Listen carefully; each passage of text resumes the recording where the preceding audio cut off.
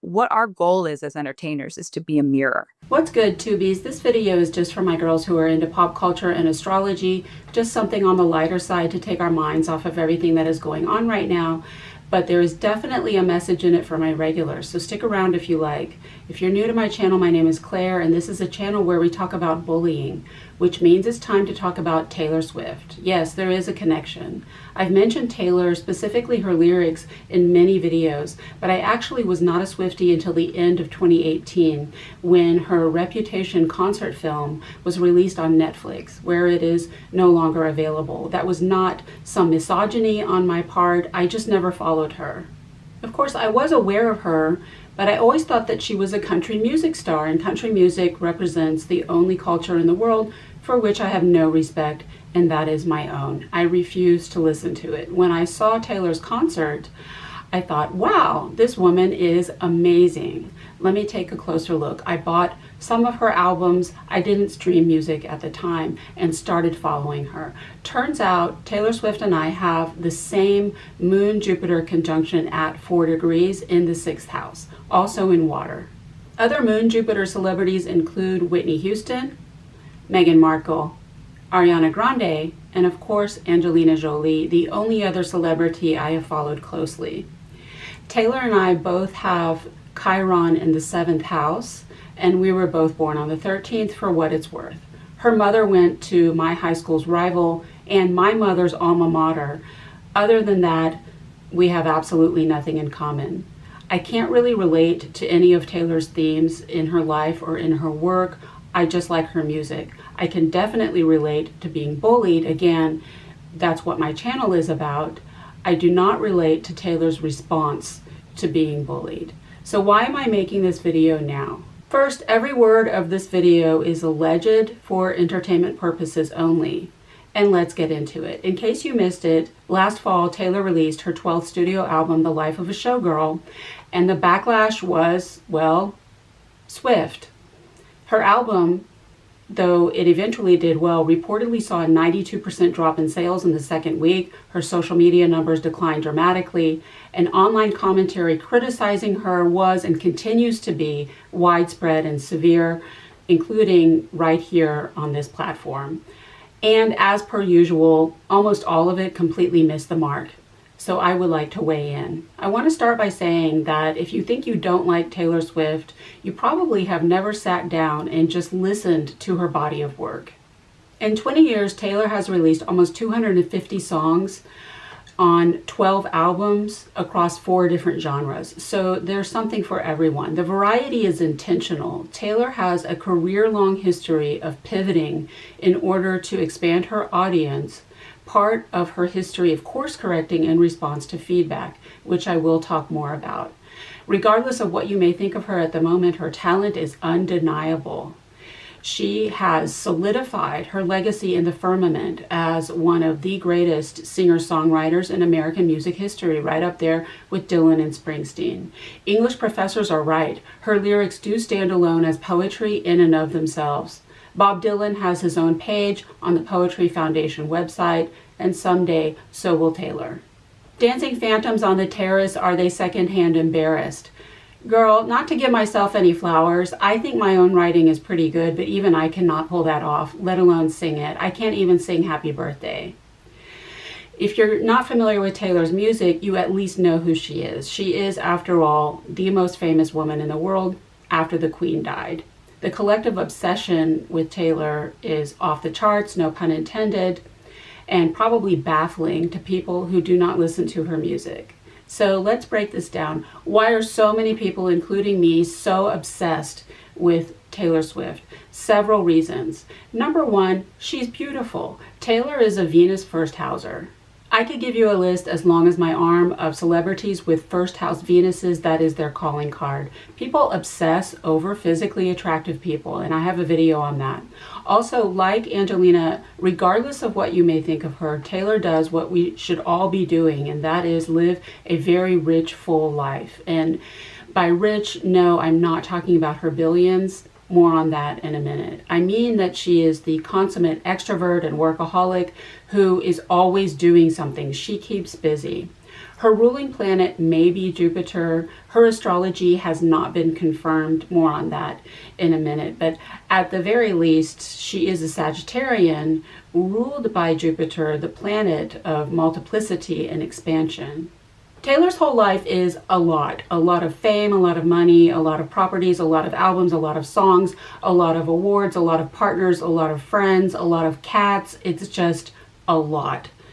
One of Taylor's many positive qualities is that she doesn't let her fame lock her away like Howard Hughes in a hotel room, growing out his fingernails and drinking his own urine. No matter how much pain she has experienced, more on that in a minute, she stays open. She lives life to the fullest. She makes a point of being out in the world, staying active and interacting with other people.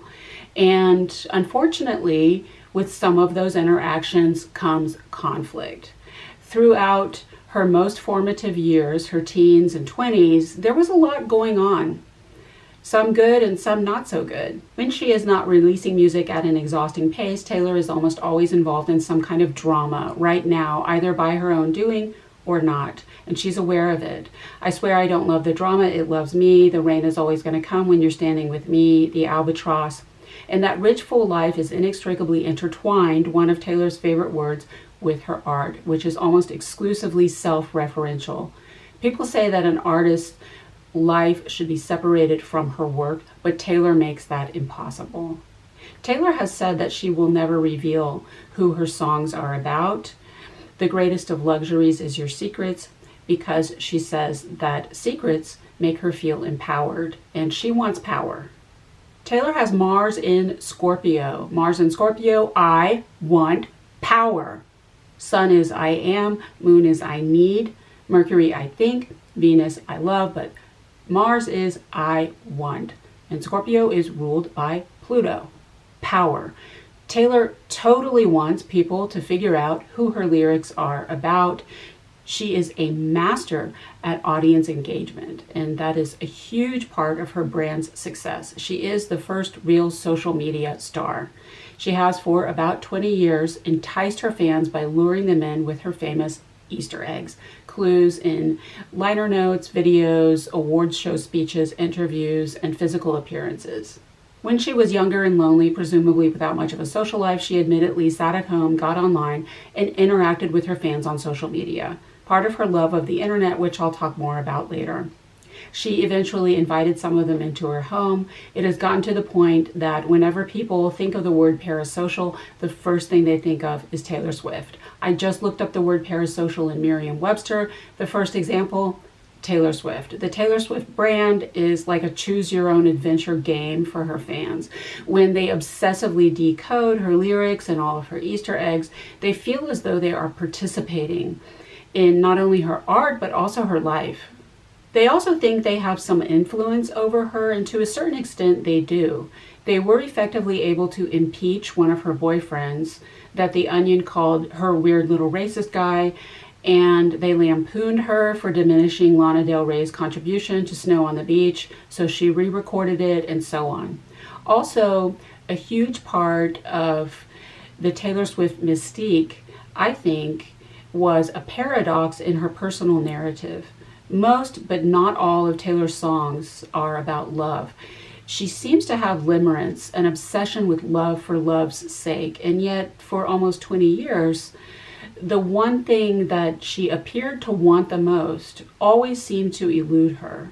Though she did have one relationship for almost 7 years, he never put a ring on it. So her status still seemed up in the air. She got everything else. She has fame, money, power, every other kind of relationship, but never that magical fairy tale wedding in a white gown at a castle to a knight in shining armor that she seemed to want since she was a girl. And it was that will she, won't she dichotomy that drove so much intrigue around the Taylor Swift mythology, I think. But the biggest reason that people are so obsessed with Taylor Swift is that she's obsessed with herself. Her lyrics are not just self-referential, they're self-involved.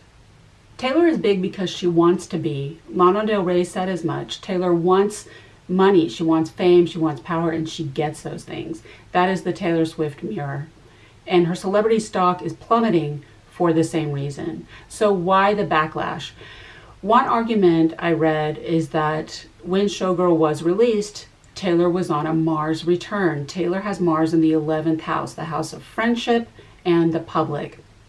Mars is obviously the red planet, the planet of anger and war. Wherever you have Mars, there will be conflict. All of my enemies started out friends.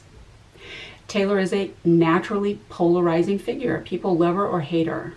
I'm not buying the Mars argument because Mars is on a 2-year rotation, which would mean that every 2 years her rep takes a hit, which doesn't happen. Instead, I think, as per usual, when it comes to Taylor Swift, it's nothing but a bunch of jealousy. There are people picking apart her grammar or her literary allusions in her lyrics, or the fact that she attends football games or referred to herself as an English teacher, just picking apart every little thing that she says and does, which is exactly the kind of petty, superficial hair splitting that we as targets of bullying are used to when people are jealous of us. Taylor has poetic license. She can write whatever she wants. The jealousy is tangible. It's palpable. And as I said, it completely misses the mark. They just don't like her money. After her tour, Taylor hit billionaire status. She got booed at the Super Bowl, but Taylor's always been rich. She was able to purchase a multi-million-dollar property when she was a teenager. Now more than ever, Americans are in an eat the rich mentality, and I think that the backlash is just an extension of the current collective antipathy for rich, white, blonde, blue-eyed, beautiful women. Amber Heard, and these days Blake Lively, Taylor's friend, and now Erica Kirk. Regardless of anything they may or may not have done, or what kind of people you think they are, you don't know them. If you are a decent human being, I hope you can agree that none of them deserves the level of vitriol that is levied up at them online. The jealousy is part of the general pedestalization of celebrities. People put celebrities on pedestals because they are jealous of them. That way, when those same people can knock them off their pedestals, they feel as though they exercise some control over them. If I can't be you, I have to control you. It's a power trip. And Taylor's brand took a downturn with the release of Showgirl because everyone agrees that it is her worst album, hands down. It's bad. I like only one song on it. When I was listening to it at the gym, I actually started laughing out loud at how bad it was, and I had to turn my phone around because I would have been embarrassed if anyone had known that I was listening to it. It's also racist. Yes. In one album, Taylor managed to punch down on not one, not two, but 3 women of color, which, wow, Taylor, didn't know you had it in you. That was multicultural racism. Taylor, Kayla Nicole would very much like to be excluded from this narrative. In years of following Taylor, I never understood why Black people seemed to have such a problem with her. Whenever I mentioned to the Black people in my life that I listened to Taylor's music, they always looked at me as though they had just been shot. When I attended the Eras tour, the only Black people in the entire stadium were there because they worked there. And I was like, did Taylor ever do or say anything racist that I don't know about? Granted, she did have a long-standing feud with a Black man that he started and perpetuates to this day. I guess people felt like she was perpetuating the white girl victim trope and manipulating victim consciousness to her benefit at the expense of a person of color. But I was like, all the same, did she ever say anything overtly racist? Well, now she did. She went there. Her Black fans, both of them, are outraged and hurt. Some critics also argue that the album is MAGA and tradwife coded after Taylor paid lip service to feminism for years. In general, it is just not her best work. And I will explain why. When I was in high school, I got a bad grade in a history class. I don't remember what it was, a project or a paper or an exam.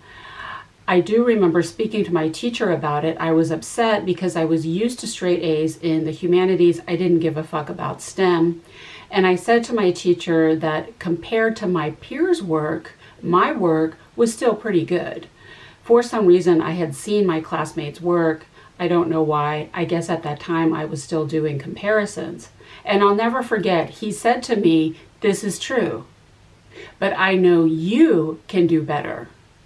Taylor is being compared to herself. If some 22-year-old ingenue, fresh on the scene, had released this as her first album, no one would have batted an eye at it. It's mid. But for Taylor, it's bad. We all know she can do better.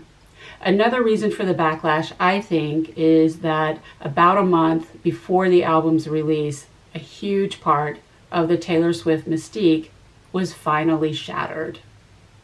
The Gaylors are heartbroken, and I think just about everyone can see that this relationship is not the right one for Taylor.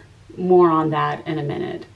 Another reason people are criticizing Taylor is for her failure to speak out politically, despite the fact that the Trump administration used her music without her consent. They did the same to other pop stars like Sabrina Carpenter and Olivia Rodrigo, and they both spoke out against it. But so far, Taylor has been silent, despite the fact that she is notorious for brutally cracking down on anyone, even her own fans, who dares use so much as one word or one note of her work, which I learned from Colin Berry over at his amazing channel. Another YouTuber I used to watch was physically shaking with anger that Taylor didn't say anything about Gaza.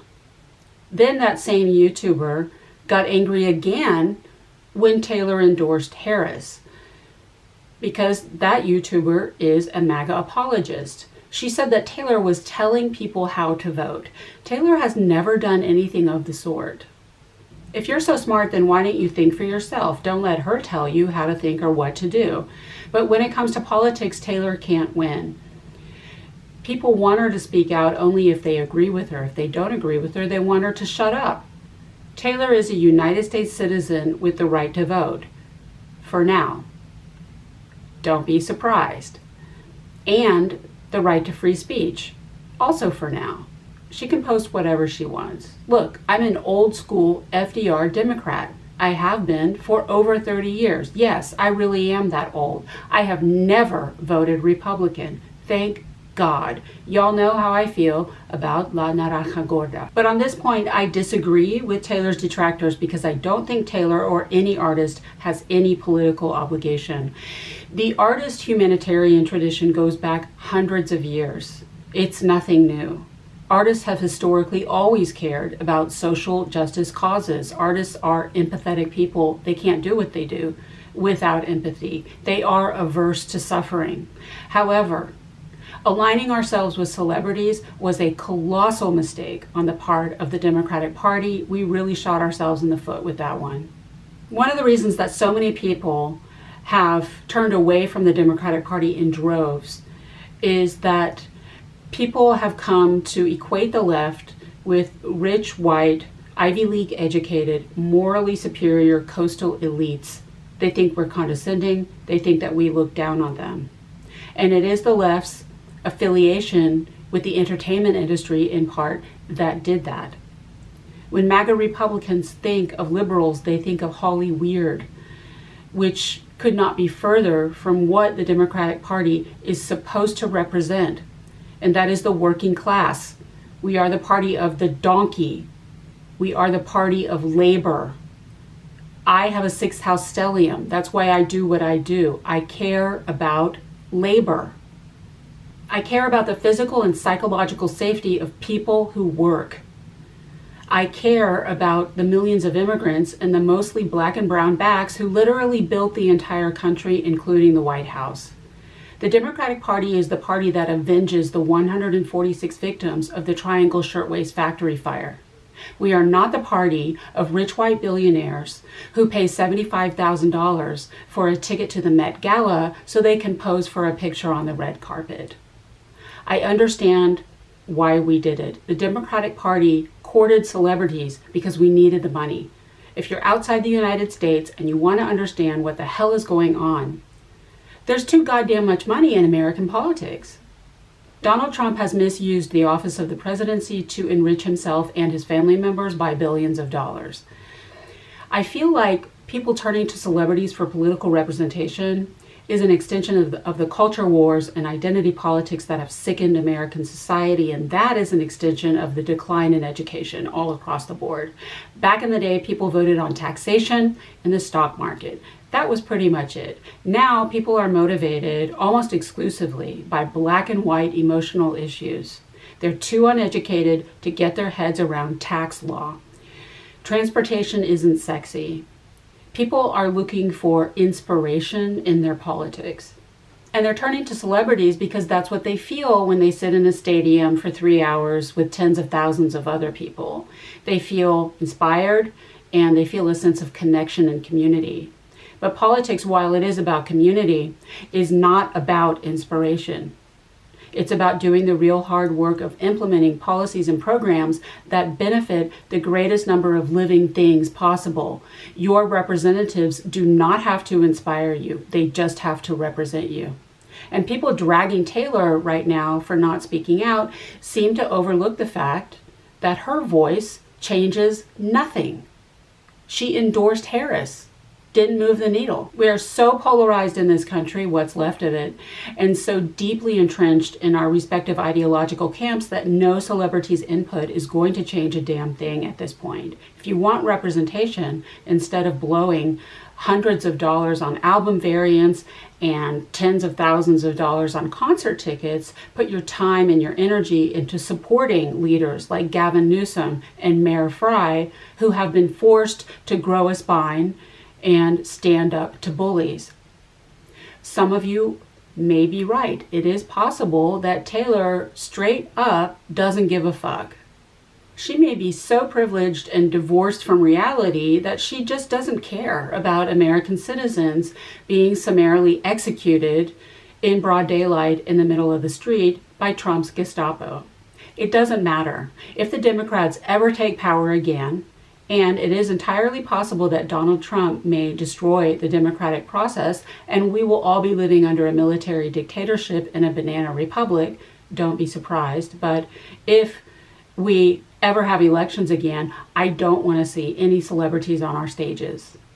We have to get back to our roots, and that means distancing ourselves from tone-deaf and out-of-touch celebrities that most of the country despises. And finally, the biggest reason that people are sick of Taylor Swift is that Taylor Swift is sick of Taylor Swift. The Taylor Swift brand is crumbling because Taylor Swift is trying to tear it down. I dream of throwing my life to the wolves or the ocean rocks. I'd rather burn my whole life down. Now I want to sell my house and set fire to all my clothes. If people don't like Taylor Swift, that's because Taylor doesn't like herself. I hate my reflection for years and years. The Taylor Swift mirror. And there's a reason for that.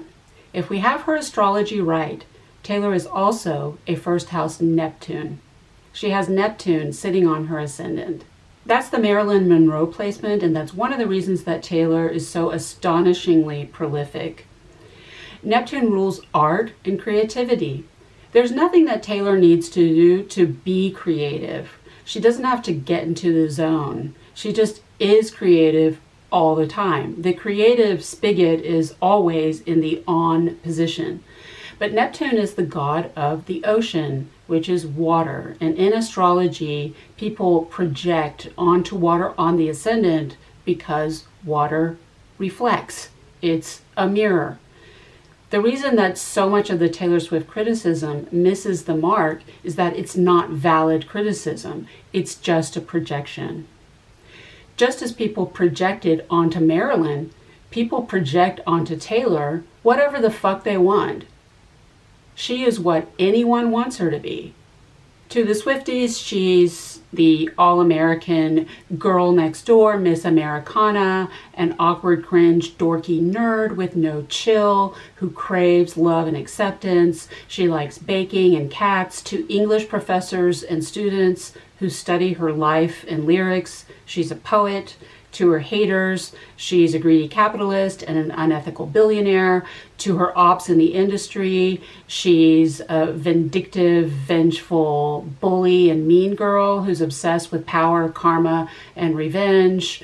To alt-right white nationalists. Apparently for a while there, she was their Aryan goddess, whatever they want. People project onto Taylor whatever they want her to be for them so that she fits into their narrative. But the biggest reason no one really knows who Taylor Swift is that Taylor Swift has no idea who the fuck she is. But first, let's talk about who she isn't. I would like to dispel some Taylor Swift myths for people who are not familiar with her. The first is that she can't sing, which every vocal coach right here on YouTube will tell you is bullshit. It's true that her voice is manipulated in recording studios, and there are backing tracks playing when she performs live, which you can hear when she goes off script. But she did sing about 300 songs or mashups during her Eras tour live with no manipulation and no backing tracks, and you can access all of them right here on YouTube, so listen for yourself. Her voice is fine. She's not a belter and never has been. Taylor has no Taurus placements in her chart. Taurus rules the throat, and we often see Taurus in the charts of singers. Mariah Carey, Taurus rising. Ariana Grande, Venus in Taurus. If you want belters, you can go listen to Christina Aguilera or Gaga or Kelly Clarkson. I think American audiences are spoiled by flashy pyrotechnics. In all of the arts, American audiences tend to prefer style over substance, entertainment over art. American ballet dancers look like Olympic gymnasts. Taylor has an understated style. She writes growers, not showers. A number of her songs I initially dismissed, only to revisit them and say to myself, I actually like this. For Miss Americana, Taylor actually does not fit very well the artistic tradition of her home country. Her voice would be better appreciated in countries like France or Brazil with a softer style. Also, by her own admission, Taylor plays the long game. She may be protecting her vocal cords. If that's the case, her alcoholism does not help. Alcohol dries out your vocal cords, but she does spend a lot of time up in her head voice, which takes the strain off of her vocal cords. Don't get me wrong, Queen Mimi is my patron saint, but at this point, Mariah Carey sounds like she probably needs surgery on her vocal cords after all of those years of belting. Myth number 2, she can't dance. So what? Who cares? She's not a dancer. If her movements appear stiff and awkward when she's performing, that's proof positive that she is actually singing, not lip syncing. She can't move her body that much when she's trying to sing. Taylor is a divinely beautiful, feminine, and graceful woman. The she can't dance crap is part of the petty, insecure nitpicking motivated by jealousy that I was talking about. Myth number 3, all of her songs are about her exes. I went through her catalog and I counted about 50 songs that are not only not about her exes, but also not about romantic love at all. That's about 1/5 of her oeuvre. Taylor has released songs about her mother and maternal grandmother, friendship, children and childhood, fame and public perception of her, particularly her paranoia about being replaced by a younger artist, Kanye West, Kim Kardashian, and the 2016 Kim Ye saga, Scott Borchetta, and Scooter Braun.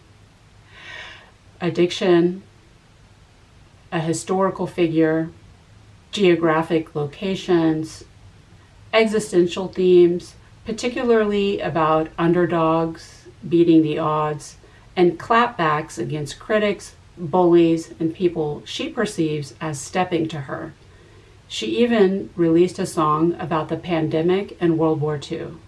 Myth number 4, only 13-year-old white girls listen to Taylor Swift. Okay, this one I can't argue with. I went to her concert. I had to wait for 5 hours before it started.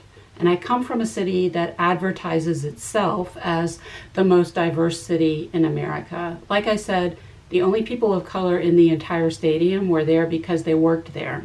The only straight men sitting in the audience had this expression like, just shoot me now. I'm telling you, I was drowning in 13-year-old white girls. I didn't feel like a mother. I felt like a grandmother. Her critics are right. She has an age problem, she has a gender problem, and she has a race problem. Taylor has been trying to expand her fan base really since Red, when she started trying to pivot to pop, but definitely with folklore. Folklore was one of her many course corrections. It was her response to the 13-year-old white girl criticism. She over course corrected. She swung to the opposite extreme, old men. She probably Googled what is the most cliche old dad band in America, and she found The National. It didn't work. The old dads didn't turn out for her tour. They waited outside. Taylor has been trying to alienate her fan base since Midnights. You should find another guiding light. You're on your own, kid. Then she infamously cursed them out on her next album, The Tortured Poets Department. She is trying really hard to shake off, no pun intended, her tween fan base. Her songs are riddled with profanity, adult themes like infidelity and substance abuse, and NSFW lyrics. On Showgirl, she showed her ass in a thong and made a bunch of dick jokes. It's not working. Nothing is working. She can't lose the tween fan base because if you're over the age of about 16, you can see right through all of her bullshit. Another myth I've seen bandied about the interwebs about Taylor is that she might be neurodivergent. I highly doubt it. I self-identify as autistic, and I have a video on that. Autism typically manifests as a lifelong history of difficulty in all relationships. Obviously, Taylor has struggled a bit in her love life, like most people do when they're young, but she has had the same friends, band, and staff for decades. By all accounts, her social skills are impeccable. So I'm not buying the neurodivergent diagnosis. She is the consummate normie. I think that's just another rumor that people come up with to try to explain away her remarkable success, because they can't accept the fact that she is just an exceptional person. Taylor is highly, highly intelligent. Her IQ is probably well into the genius category. My guess would be around 150, hence the bangs. Another flimsy criticism of her is about the pervasive bangs, which jealous people ridicule as a sign of immaturity. Look, she needs bangs to cover up her 5 head. Grass doesn't grow on a busy street. Okay, however, I think I do know what her diagnosis would be if she had one. Adjacent to her financial success is another myth being perpetuated by her ops. There's no such thing as an ethical billionaire. Well, if there is one ethical billionaire, it's probably Taylor. She really has built her empire with her talent alone. To my knowledge, she has no clothing, makeup, hair, or jewelry line. Unlike so many other stars, she accepts very few endorsements. Her success really is the result of her blood, sweat, and tears, not to mention that intellect of hers. She had to sacrifice a lot to get there, and her exhaustion shows.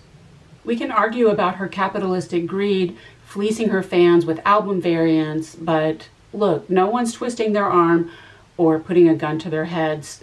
If you don't like the variants, don't buy them. If you want to shell out $800 for one album or $10,000 for a concert ticket, that's a you problem. Taylor's not forcing anyone. I think that the unethical billionaire thing is just more pathological jealousy.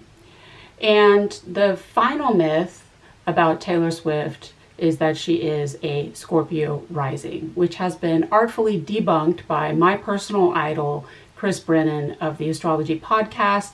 I'll try to link to that video. Despite astrology references in her lyrics, 2 twin fire signs, the Archer, and her wardrobe, Taylor has never confirmed her birth information for her fans who like astrology because she doesn't care about them. All Chris Brennan did was follow the links, And the Scorpio rising thing just turned out to be another batshit Swiftie conspiracy theory. Swifties, y'all want to put Mars in her first house? That would give her a very athletic, masculine build. And she's kind of famous for having zero muscle tone. She has both Mars and Pluto in Scorpio. That's enough. That's enough Scorpio energy. She doesn't need a Scorpio ascendant too. If you study Taylor's lyrics and life, a Capricorn rising would make much more sense for her. That's why she is a musician. Capricorn is the sign of the musician. It's the god Pan who plays on his lute. I actually don't know what a lute is. Incidentally, another Capricorn rising, Olivia Rodrigo. If you're still not convinced, a Capricorn ascendant would place Mercury, Saturn, and Neptune all tightly conjunct her ascendant in the first house, the house of identity. I'm imaginative, I'm smart, and I'm hardworking. Imaginative, Neptune. Smart, Mercury. Hardworking, Saturn. I love astrology. Taylor must have an astrologer on staff. They all do. All the studios and labels employ astrologers to time releases and vet artists, and any public figure who claims that they do not consult psychics and astrologers, not to mention witches, is straight up bald-faced lying, including Orange Julius. Don't believe me? Read a book called Los Brujos de Chavez. All that being said, I agree that Showgirl is bad. So why is it such a bad album? Let's take a look at Taylor's chart. Even if you don't know anything about astrology, I'm sure that you can immediately see two polar extremes. Taylor's chart kind of looks like saltwater taffy being pulled apart, or like a cat's cradle appropriately. Those lines, the red ones, are called oppositions. Taylor has a total of 14 oppositions in her chart, which is unheard of. An opposition is when two planets are 180 degrees apart from each other across the sky in opposing signs. The most obvious opposition is a full moon. On a full moon, the sun and the moon are 180 degrees apart from each other in opposing signs. Oppositions are probably the most difficult aspect in astrology after squares, and Taylor has a lot of them. Taylor has a lot of very difficult placements in her chart, and I will talk about those. Taylor's soul chose her astrology on purpose so that she could create her art. Oppositions are tension, and art needs tension. Meditating is a beautiful practice, but you can't make a movie about a guy meditating for 2 hours. And when you have an opposition in your chart, you have difficulty finding balance. You are almost always in either one planet or the other planet, but never at the same time. It's very difficult to find a happy medium.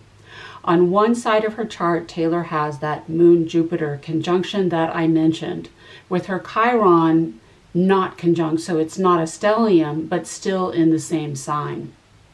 Moon-Jupiter in astrology means big emotion. That's what it means. Your moon is your mother, and it's your emotional body, your emotional self. And Jupiter, the great multiplier, expands and magnifies anything that it's next to. And her conjunction is in Cancer, which is a very emotional sign. It's a water sign. Water in astrology is emotion. On the other side of Taylor's chart, she has a massive stellium in Capricorn. She's a quintuple Capricorn. That's where she gets her work ethic. However, in public appearances, we don't see a lot of that emotion. In public appearances and performances, she can appear dry, sardonic, stiff, even uptight. That's because you're not seeing the Cancerian emotion that created the art in the first place. You're just seeing the Capricorn stellium in the first house, the house of physical appearance that presents it publicly. Capricorn is, of course, the sign of work. It rules the 10th house of career and reputation. You can't make this stuff up.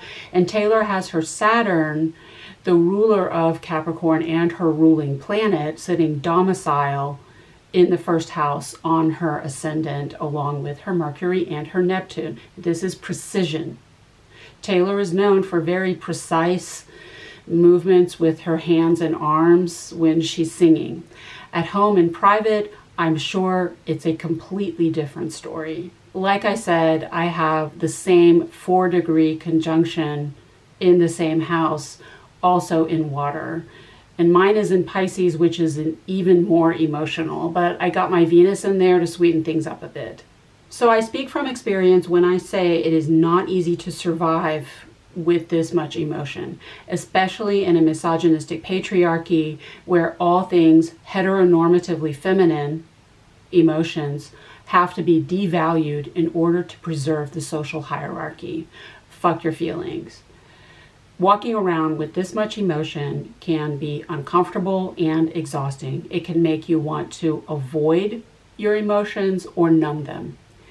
So what does Taylor do when she is in her emotions? Cancer, she swings to the opposite extreme. She goes to work. Capricorn. I feel, therefore I work. That is Taylor Swift.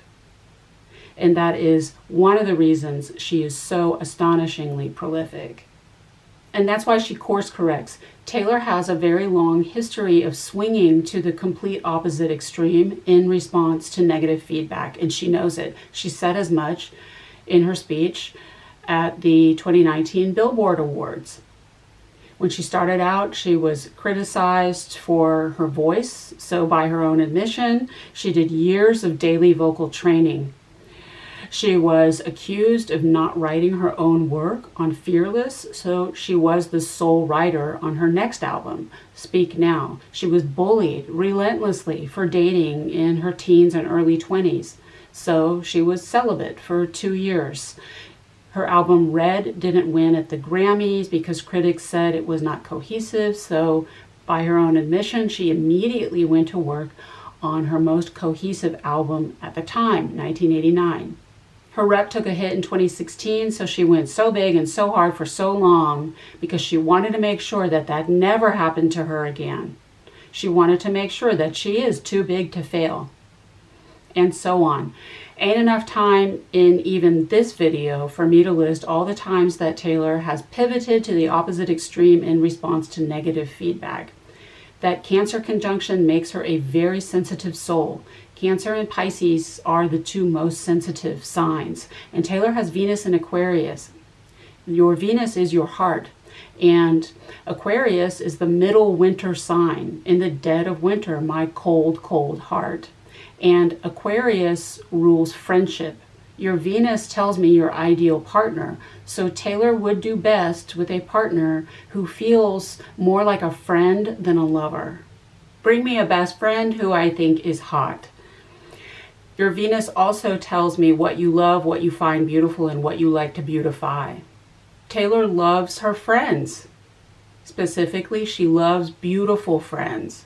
I'm pretty sure Lena Dunham was the only ugly friend she had, but anyway. Aquarius is intellect. It is written word. Gemini is spoken word. Aquarius is written word.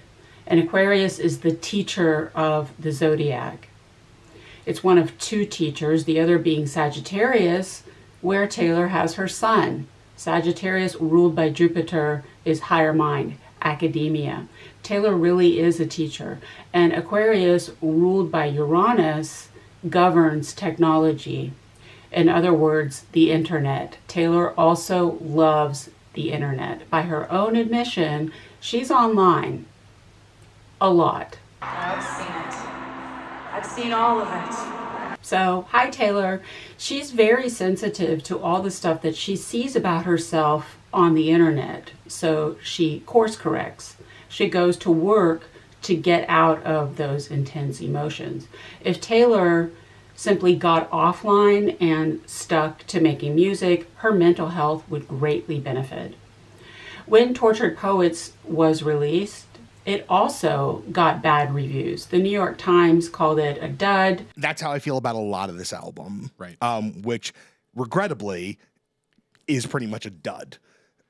Straight out, dud of an album. Critics said that it was too long, lyrically bloated, and too much Jack Antonoff.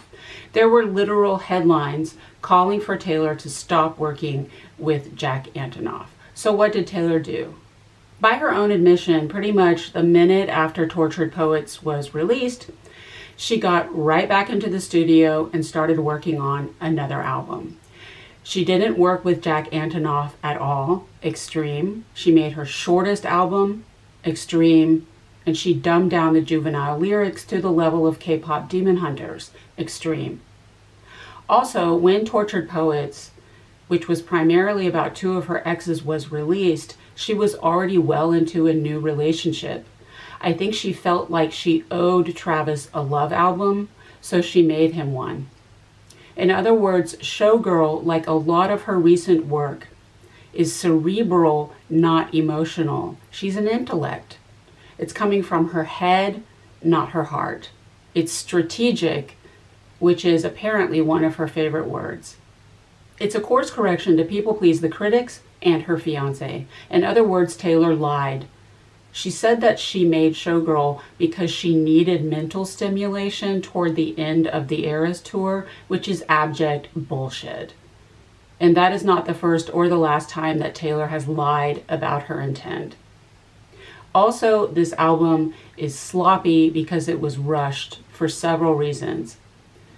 Again, because Taylor is a Capricorn rising, her ruling planet is Saturn, which she has domicile in the first house on her ascendant. She is Saturnine, and Saturn is conservative. It's laws, rules, regulations, structures, and discipline. It's the great taskmaster of the solar system. This is where she gets her cautious discretion. And Saturn is karma. You can't make this stuff up. Saturn is also the god Cronus, Father Time, the grandfather clock of the zodiac, which we can hear in Taylor's lifelong obsession with time. Her lyrics are replete with overly specific lengths of time: 8 months, 6 months, 6 weeks, a fortnight, ages, 15, 22, 7, times of the clock, 2 a.m., 1:58, 3 a.m., days, Tuesday, New Year's Day, months, back to December, gray November, hey December, dates, July 9th, April 29th, and of course, 13, seasons, autumn leaves, cruel summer, 3 summers, decades, 1830s, 30s, the roaring 20s, years, summer of 45, 1944, and of course, 1989, even centuries, the 1500s, as well as references to age in general, younger than my exes, toying with them older guys, he's older than us, being this young is art, all that youth for free, and memory. I'll bet these memories follow you around. Hold on to the memories. You'll always have the memories. She wrote a song called Timeless, Invisible String, and But Daddy I Love Him, also full of time references. And she seems to have some kind of weird preoccupation with the age of 35 as some kind of death knell for her career, Elephant Graveyard. She also appears to have an obsession with time pieces. She turned the Midnight's variants into a clock, a giant clock, opened the Eras tour. The Karma music video had a clock as well as an hourglass. This woman does not like getting old.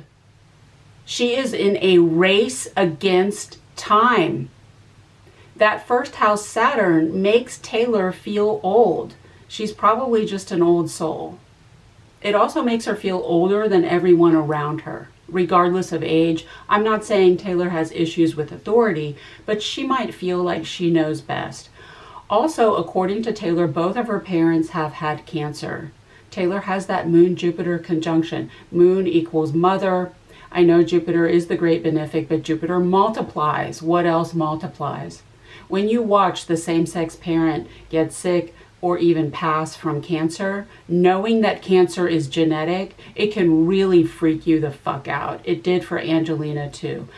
Also, as I've been saying since Tortured Poets, are we sure that Taylor is not pulling a Frank Ocean and just dropping a whole bunch of crap in order to get out of her contract with her label?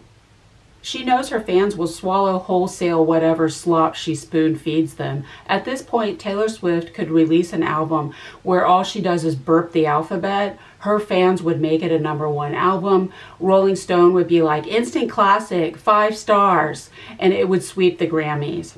Shortly after Taylor began re-recording, her label and others began extending the length of time in their contracts before their other artists could begin re-recording. In some cases, forbidding their artists from ever re-recording because they didn't like what Taylor was doing. She can't be happy about that. She does care about artists' rights. And Taylor may be planning to launch her own label. I've talked about that before. And that's one of the reasons she went so gangbusters with this tour. If she wants a label that really supports artists, she's going to need crazy money to do that. I think she tried it with Tortured Poets by claiming it was a double album. She kept flashing the #2 during the album's announcement and rollout.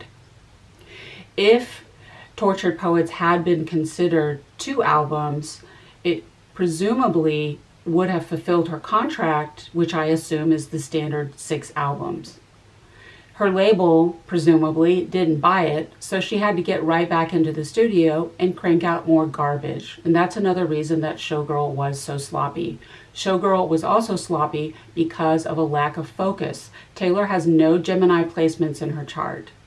Gemini is ADHD, squirrel, ooh, shiny energy. Geminis are consummate multitaskers, a finger in every pot. Angelina is a double Gemini, and she can do a lot of different things because she was built for that. Taylor isn't. She's a Sagittarius. She is not meant to multitask. One of the reasons that both 1989 and Folklore were so excellent is that when she wrote them, she didn't do anything else. When she was writing 1989, she wasn't dating. And during the Folklore era, she was just sitting at home during the pandemic. During the making of her last 3 albums, she has been re-recording, doing the biggest tour in world history, and wasting her time with rebounds, and her energy is attenuated. She's enervated, and that's another reason that her art sucks at the moment. And the final reason that Showgirl was premature, allegedly for entertainment purposes only, is that Our Lady of Perpetual Pettiness wanted to beat another artist to the punch. Now, Taylor is correct in that she is a fire sign. Her sun is in Sagittarius, but 80% of her chart is earth and water. In case you didn't know, in astrology, the elements have gender. Fire and air are masculine, earth and water are feminine. Taylor is a very feminine woman. She's also highly intelligent. She has not only Venus, but also Mercury in the 1st house. She's pretty and witty. That's where she gets her sense of humor. She doesn't miss a beat. We often see Mercury on the ascendant or in the 1st house in the charts of comedians. Conjoined Saturn, this is cutting. The glyph for Saturn is a scythe. Saturn cuts. And Mercury rules Gemini, spoken word. Saturn conjunct Mercury is cutting words. My words shoot to kill when I'm mad. She's snippy. But those Cancer placements make her feel really bad about it. I have a lot of regrets about that. She is also a teacher. The 2 great teachers of the zodiac are Sagittarius and Aquarius. Sagittarius is academia, higher mind. It is the professor of the zodiac, and Aquarius is the teacher. She is a teacher. And both Sagittarius and Aquarius are the 2 great freedom-loving signs of the zodiac. Sagittarius just wants to explore, and Aquarius just wants to be free. Just get up off me. Don't tell me what to do. And those are the only 2 masculine energies in Taylor's chart. Taylor does not like men. She doesn't. She likes gay men and trans women. She does not like straight men.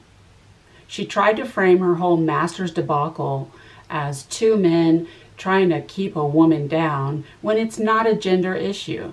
They did it to Prince. The record labels screw all artists regardless of gender. Taylor has been complaining for years about the double standard for women in her industry. To a certain extent, she's right. She was dismissed for years because she was a beautiful, blonde, thin, young woman. They count me out time and time again. I've said before that if I were a man, we would not be sitting here having this conversation. I wouldn't have this channel at all because I would have been treated completely differently, not only in work, but also in life. Your protected class does play a role in how other people treat you. And women in this country have a long way to go. We have lost our reproductive rights. We have no equal rights amendment. Women earn about 80 to 85% of what men earn for the same work. Every day in America, 3 women are murdered by someone that they know. Worldwide, it's every 10 minutes. There are a lot of issues really impacting women right now. But not everything is a gender issue, so we need to be careful. If you listen closely, when Taylor complains about sexism, misogyny, and the double standard, it's really about freedom. Life was always easier on you than it was on me. That's what the man and eldest daughter are about. He gets away with it, and I don't. Venus and Aquarius, I love freedom. Taylor is a free bird who just wants to be free, and she thinks that her lack of freedom is because she is a feminine woman. The Tortured Poets Department is riddled with references to prisons and mental institutions. You wouldn't last an hour in the asylum where they raised me. I just learned these people only raise you to cage you. I was supposed to be sent away. The slammer, this cage, the hospital. The video for Fortnite was set in a psych ward. Have they come to take me away? Not to mention references to space and time travel. I'll build you a fort on some planet when they found a better planet, the 1830s, under the same moon in different galaxies. Taylor's sun, her ego, her identity, her sense of self, is buried in the 12th house. That's the Pisces house, and it represents all things invisible, hidden, and unseen, even to the native. It represents sleep and dreams. Taylor has said that she deeply, aggressively loves sleep. Wildest dreams, in the middle of the night, in my dreams, my dreamland. The 12th house also represents the mother's womb before you were born and the unconscious mind. A lot of artists have 12th house placements because that's where the art comes from. Angelina has her Venus sitting in the 12th house, and she literally has a tattoo of the Tennessee Williams quote, "A prayer for the wild at heart kept in cages." Her Venus, her heart, is in the house of prisons. You can't make this stuff up. And she has Sun Mercury in the 11th and an Aries stellium in the 9th. Those are the Aquarius and Sagittarius houses. She's another great freedom lover. The 12th house can really be accessed only in sleep, in deep meditation, or with the assistance of psychedelics. And Taylor also has her Neptune sitting on her ascendant in the 1st house. The 1st house is the Aries house, and because all signs rule parts of the body, Aries rules the head. Neptune is art, it's water, that's why Taylor is a mirror, but it's also distortion. Wherever you have your Neptune, you can't see clearly. Neptune is illusion and delusion, like the 7 of Cups card in the tarot. It's also a pathological liar, and it's insanity. They'll tell you, I'm insane, but I'm your baby. Taylor wants that Sagittarian freedom, but she cannot access it because it's literally locked in a cage. And she cannot see herself clearly. Taylor has no idea who the fuck she is. She's a great intellect. She's also extremely sensitive. And I don't mean only emotionally. Yes, Cancer is an emotional water sign. However, that 12th house sun and that 1st house Neptune give Taylor a lot of Piscean energy. Some astrologers have speculated that Taylor might be a Pisces rising. On the cover of her first album, she looked like a little mermaid, but she doesn't need to be. Her 12th house placements and her first house Neptune are enough Piscean energy. And Pisces is the psychic of the zodiac. Taylor may not be a very spiritual person, but like Angelina, she is spiritually gifted. I believe that when Taylor writes her songs, she's actually channeling. Taylor is also precognizant. Her lyrics have a lot of instances of premonition. I see how this is going to go. I can tell this is going to be a long road. One day I'll watch as you're leaving. Taylor is also a medium. The song Marjorie just screams mediumship to me, also The Last Great American Dynasty. Taylor's lyrics have a lot of references to ghosts. Haunted, but if he's a ghost, then I can be a phantom. I pace like a ghost. Dancing phantoms on the terrace. My beloved ghost. My house was haunted. I used to live with ghosts. Taylor kind of has an obsession with ghosts. Ghosts. The idea of a ghost or an actual ghost. Which she sometimes uses as metaphors for bad memories. Memory, Saturn. Taylor has a number of older properties where there may be a lot of activity that's bothering her. I hope Taylor knows how to cleanse that stuff out, or at the very least hire a spiritualist who can cleanse her properties for her. Notice I said cleanse, not clean. With all of her references to outer space, Taylor may have the ability to astral project, or she may just be a starseed. Taylor is very intuitive, but that Saturn there makes her doubt herself. It makes her second guess her intuition, and her Mercury makes her overthink it. She probably knew that a lot of the people that she let in were not good for her. I wounded the good and I trusted the wicked. But that Cancerian codependent people-pleasing probably caused her to overlook a lot of the red flags, and that's how she got burned. With that much sensitivity, Taylor really needs spiritual practices for protection and cleansing in place if she does not already have them. Crystals, smudging, spiritual baths, cord cutting. Taylor really should have been cutting cords with all of her fans every night of the tour, because she has a lot of people pulling on her energy, like 10 million of them. And that's one of the reasons that she's so tired. Taylor's psychic ability may be one of the reasons that she is shutting down and numbing out with alcohol, overwork, partying, and superficial relationships to people that she's not even attracted to distract herself from the energies that she's sensing. Taylor's soul did not choose an easy life for herself. If you look at her chart, you see a lot of red appropriately. In astrology, anything red is not good. Red is bad, blue is good, kind of like in this country. Red is tension, again, art needs tension. And this creates a lot of internal chaos, conflict, turmoil, and quite frankly, drama, and that's partly where she gets her drive. Sometimes people with the hardest aspects can be the most successful. People with a lot of trines and sextiles can be comparatively lazy or just complacent because they can't afford to rest on their laurels.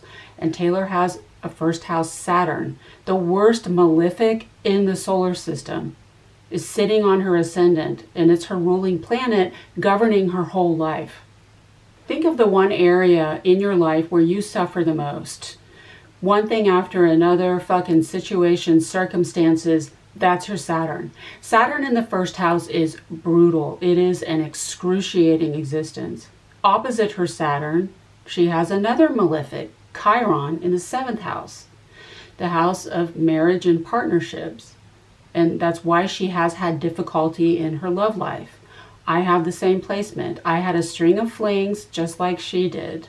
But mine is in Aries, so it's easier. I move on more quickly. Taylor has been smeared as a stage 5 clinger, but Cancer clings. That's what it does. The crab has those claws. Cancers can be controlling. Incidentally, Selena Gomez, her friend, a Cancer, has the opposite. First house Chiron, seventh house Saturn. Those two commiserate. When we were younger, down in the park, making a lark of the misery. Taylor is a triple Cancer. Cancer is one of the most sensitive signs. It's an emotional water sign, and Cancers cry. That's what they do. Taylor's moon in Vedic astrology is in the nakshatra Ardra, symbolized by a teardrop.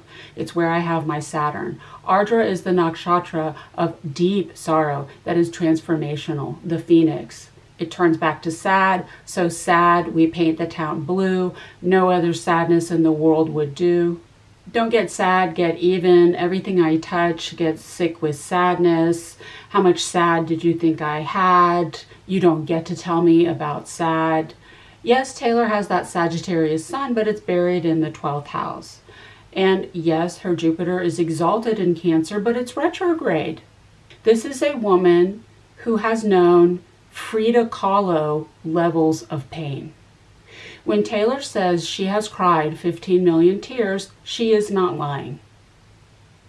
Her soul wanted that level of pain in order to be able to access the depth and breadth of emotion that we hear in her lyrics, not to mention her astonishing attention to detail. Dancing around the kitchen and the refrigerator light, the buttons of my coat were tangled in my hair. People bully Taylor for her short-lived romances, like, oh, they dated for only 10 minutes. Well, that's all it took. She's highly intelligent, she's oversensitive. 2 weeks is all it takes for her to take a Polaroid, another one of her faves, and transform it into art. It is very, very difficult for Taylor to feel good. Taylor now says that you have to choose your happiness. But you have to pick your own happiness. You choose it. Which actually doesn't make any sense. Emotion is not a choice. What I hear in that statement is toxic positivity. I hear Taylor desperately trying to convince everyone that she's happy when she totally isn't. And the one person she's trying to convince the most is herself. Taylor has not only her sun, but also her Uranus in the 12th house. And wherever you have your Uranus, there is going to be some anxiety. Uranus is electric. Taylor has called herself a flickering light bulb. Again, the 12th house is the house of sleep. This is her sleepless night. I wake in the night, 13 sleepless nights. I wake up screaming from dreaming you were sleepless in the onyx night. That's her Uranus waking her up. Uranus in the 12th house is also the betrayal placement. The 12th house is also the house of hidden enemies. A lot of celebrities have 12th house placements because they have all of their haters online that they don't know. You are somebody that I don't know. Uranus is chaos, like a tornado or a hurricane, pierce the room like a cannonball, and you can't access the 12th house. She can't see it coming. I never saw you coming. When she says she didn't know, she's not lying. She really didn't know. Taylor has spoken about things that keep her awake at night, and one of them is fantasizing about revenge. The second thing that kept me up at night, fantasizing about revenge. Taylor also has her sun in the 12th house, and wherever you have your sun, there is going to be some obsession. Taylor is obsessed with hidden enemies who betray her. Who's coming after me next? Who's coming for me next? What's it going to be? That's how she thinks. She's paranoid. Sun in the house of hidden enemies is paranoia. She has mentioned depression in her lyrics. She probably awfulizes and catastrophizes about worst case scenarios, just waiting for the other shoe to drop. In Taylor's first house, she has 3 malefics. One can argue that Mercury is a malefic. It's overthinking. The glyph for Mercury is a head, but it has horns. And again, Saturn is horrible. It's the worst malefic in the solar system. And it's in her first house, the house of the self, crushing her self-esteem. She has said she suffers from self-loathing. The first thing that kept me up at night that helped inspire the Midnight's album is self-loathing. I hate my reflection for years and years. If Taylor is now a bully to other artists, that's probably because she's not very nice to herself. She has mentioned not only depression, but also melancholia, melancholy. Depression in astrology is really Pluto, but Saturn will do a number on your self-esteem too.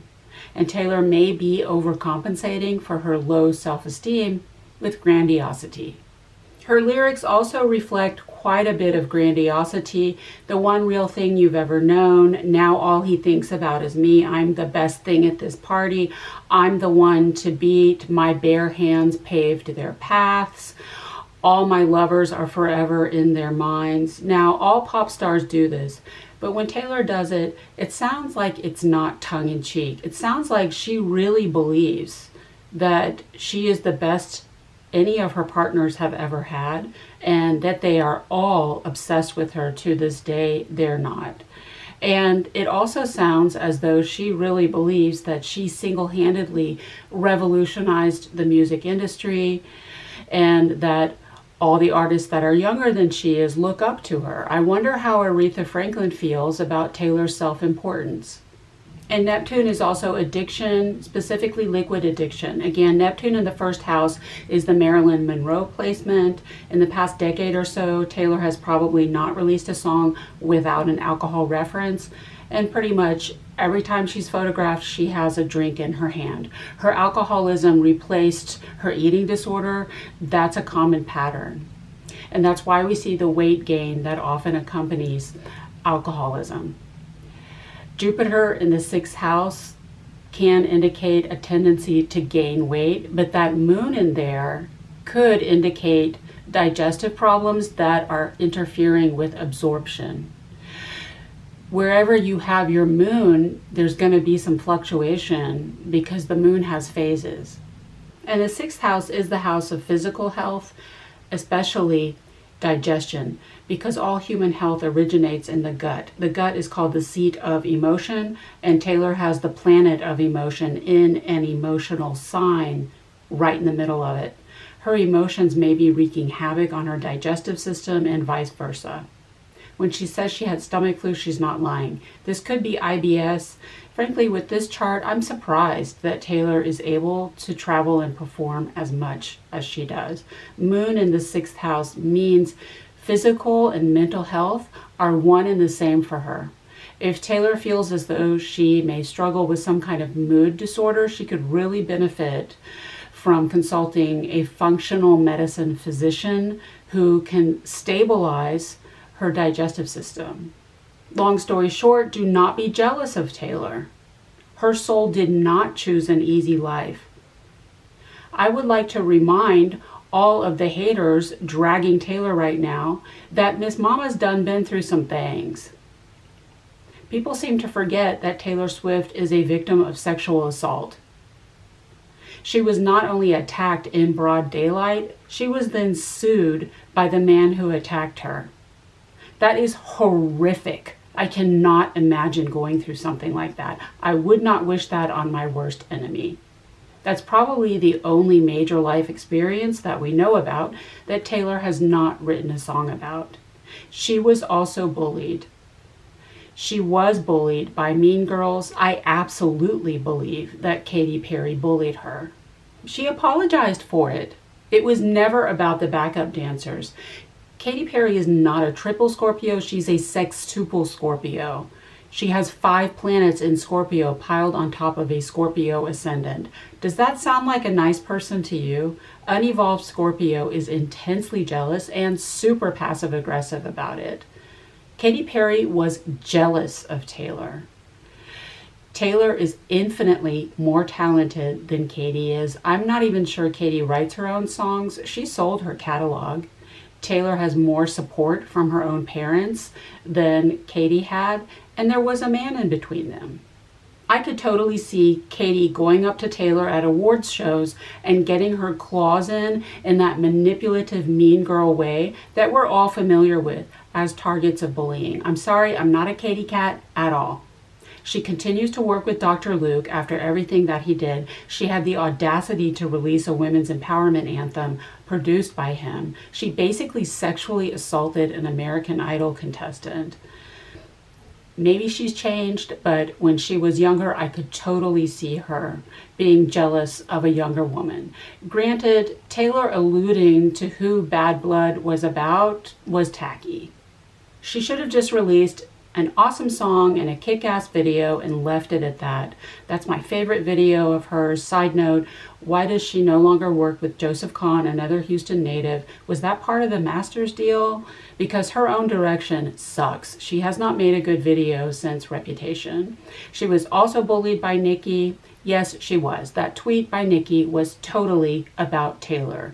And the fact that she so lamely denied it is a classic bullying mind game. And I have the video on that. Bullies insult you in a manner that is so passive aggressive that when you try to call them on it, they have plausible deniability. Oh, I wasn't talking about you. Yes, she was. She was totally talking about Taylor. She's another mean girl who was jealous. The only thing Taylor did wrong was respond. Nikki's a MAGA apologist. The way she disrespected Mariah Carey. Girl, no one disrespects the queen. Nicki Minaj does not deserve the time of day. And Taylor was in a few narcissistic relationships, however short-lived. John Mayer has exposed himself as a racist and a misogynist. Yeah, Taylor, what were you thinking? Ew. She kissed a few frogs. And Kim Ye, I don't think the 2009 thing was that bad. He was drunk, he apologized, she forgave him, even wrote a song about it. But she was 19, and with her astrology, I can't imagine that it hit her pretty hard. But what Kim Kardashian did was beyond the pale. I have been recorded more than once without my consent by the HR woman at the tutoring center.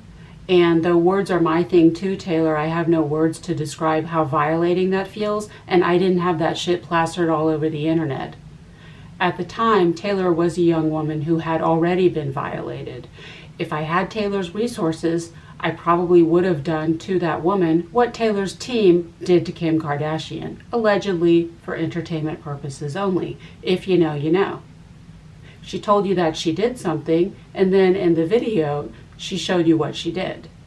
Kim Kardashian is yet another mean girl who is jealous of Taylor for her talent. Kim's a zero-talent hack who is famous for a sex tape and fuck-ton plastic surgery. Her parents' support. Kim's momager pimped out all of her children and sacrificed them upon the altar of fame and money.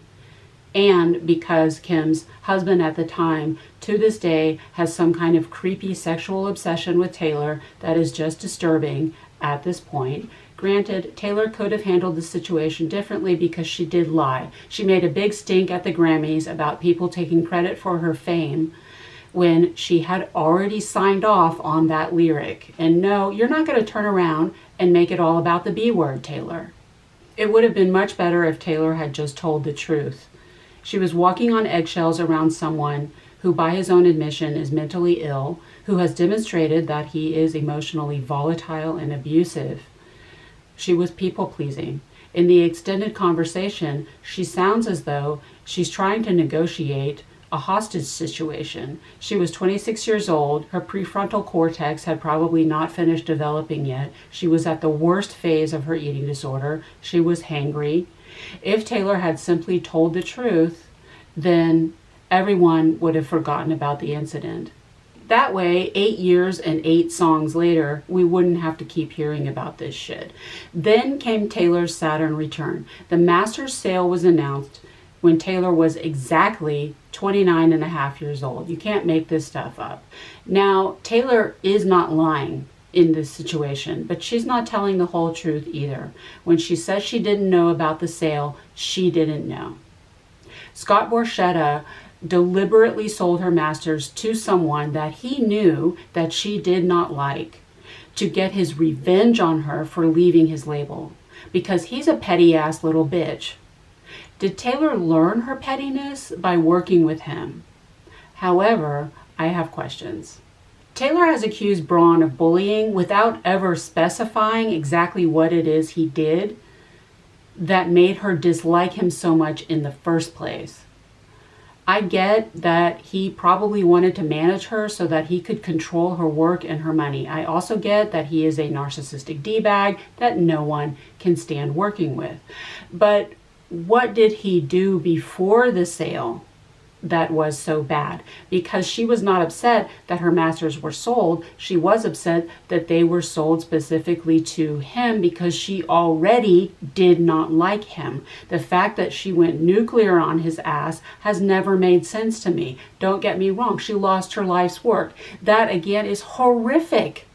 I would not wish that on anyone. No one should ever have to go through something like that. But shouldn't she be upset with the seller, not the buyer? I'll give you an example. Let's say you work for a car dealership and you can't afford a car because you work at a car dealership, but you're smart and creative. So you design a car that you then leave on the dealership's lot. Then you win the lottery. Now you have the money to buy the car that you created, but your boss refuses to sell your own car to you and instead sells it to some guy off the street. Who would you be mad at? Your boss or the guy off the street? The seller or the buyer? Her masters were for sale to anyone, and she knew that.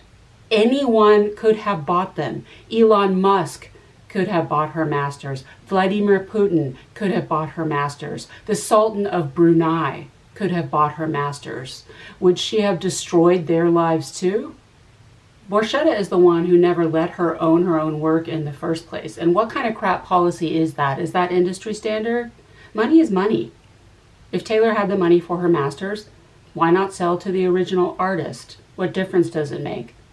Never giving her that opportunity was just mean. Borchetta is petty and he's mean.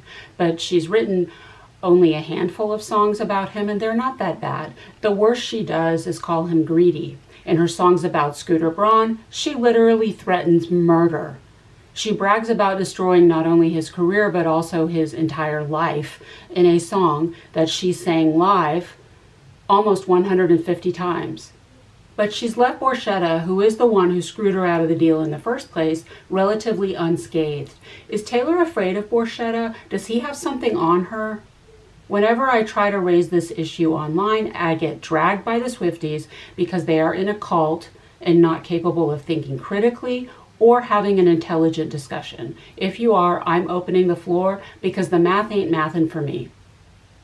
All of this to say, when Taylor was a young woman, she was a victim. Then Taylor turned 30. In early 2021, a series called Ginny in Georgia premiered on Netflix. At the end of the first season, one of the titular characters recited a line that read, "You go through men faster than Taylor Swift," provoking the predictable outrage from Taylor, who accused the show and Netflix of sexism for joking about her dating history. That was when she was in her longest relationship with a man about whom she released about 40 songs. At the end of 2023, when Taylor released her concert film, though it is now housed exclusively at Disney, it originally streamed on absolutely every streaming service in existence at the time, except for Netflix. In other words, almost 3 years after a one-line joke delivered by a no-name actress in a series that no one watches, about her dating history from a decade prior, Taylor Swift was still trying to stick it to the service that streamed it. Just one minor example of her epic pettiness and her inability to ever let anything go. A few months after that, Tortured Poets was released. Her critics are right, Tortured Poets is also bad. The New York Times called it a dud, and that is because of its intent. Tortured Poets was released about a year after the end of her longest relationship was announced, and everyone was expecting an Adele-like breakup album. Instead, over 1/3 of the album was about that weird little racist guy whom she dated, by her own admission, for 2 weeks, with half as many songs about the man with whom she was in a relationship for almost 7 years. Why? That was intentional. The entire album is one big fuck you to Joe. And frankly, I'm surprised. I'm surprised that so many seemingly intelligent people cannot see right through her bullshit. I will eat my own foot if she and Matty Healy ever had a relationship before 2023. He was never the love of her life. He's probably some dude she met at a party one time and then gravitated toward as her relationship began to fall apart because he was available and because she can't be alone and has to always come out on top. She has to win at absolutely everything, even the love game. Taylor does not know how to take the L. Matty Healy was a rebound and a pawn that she used in her usual manipulative PR game to rigidly control her own narrative and stick it to Joe. See, Joe, I never loved you anyway because I was emotionally cheating on you the whole time. That's what people do when they have abandonment issues. If you have an abandonment wound, when you get dumped and it's clear that Joe left her, not the other way around, so her team, as usual, lied, you stick out your tongue and go, well, I never liked you anyway. The entire album is Taylor thumbing her nose at Joe. It is one big middle finger. It's this whole elaborate fabrication that she concocted to get her revenge on Joe. She probably stayed up all night in one of her sleepless nights, just plotting and planning that one. And I love how she made the album one song longer than her longest album at the time, the re-record of Red, just to underscore to Joe how important Matty was to her. He wasn't. It's a parody and a farce, and I can't believe so many people fell for it. Taylor not only lied about emotionally cheating on Joe for almost 7 years, she then goes so far, after admitting during her Midnight's era that she struggles with depression and self-loathing, as to blame their breakup on his mental illness. Which, wow, no words, nice ableism, Taylor. That's a new low even for Our Lady of Perpetual Pettiness. And to top it all off, she accuses him of emotionally cheating. He was with her in dreams, when her entire album is about her emotionally cheating. The irony is not lost on me. That's a lack of awareness. And all the references to prisons and jails and hospitals and cages are meant to imply that he controlled her for almost 7 years, when she said publicly multiple times, including in her documentary, we decided together that we wanted our relationship to be private. You can't scrub those from the internet, Taylor. All your cages are mental. And on Showgirl, she wrote the fate of Ophelia in direct response to Joe's appearance in Hamnet, to imply that she would have killed herself because of Joe if Travis had not saved her. 3 long years, and she's still going after Joe. They didn't break up because of her fame. They broke up because of her pettiness. You got tired of my scheming. Look, Joe Alwyn is a double Pisces with a Taurus moon. You can't get a more chill dude than that. He never gave a fuck about her fame or her career or her money. When they met, he had made only one movie. He probably wanted to make a name for himself in his industry, not as Mr. Taylor Swift. He's a man, but he's probably the least controlling man on the planet. He never cared about her work. He would have supported her at every show. He was not asking her to stop working. He was asking her to put down the sword. Just as Virgo on the purity axis is disgusted by physical filth, Pisces is disgusted by spiritual filth. He probably saw what she was doing to Scooter Braun and others in the industry, and he wanted no part of it. Joe was not the man for her, and she knows that. Pisces is the psychic healer of the zodiac. He was a healing guy who was meant to show her that not all men are narcissists.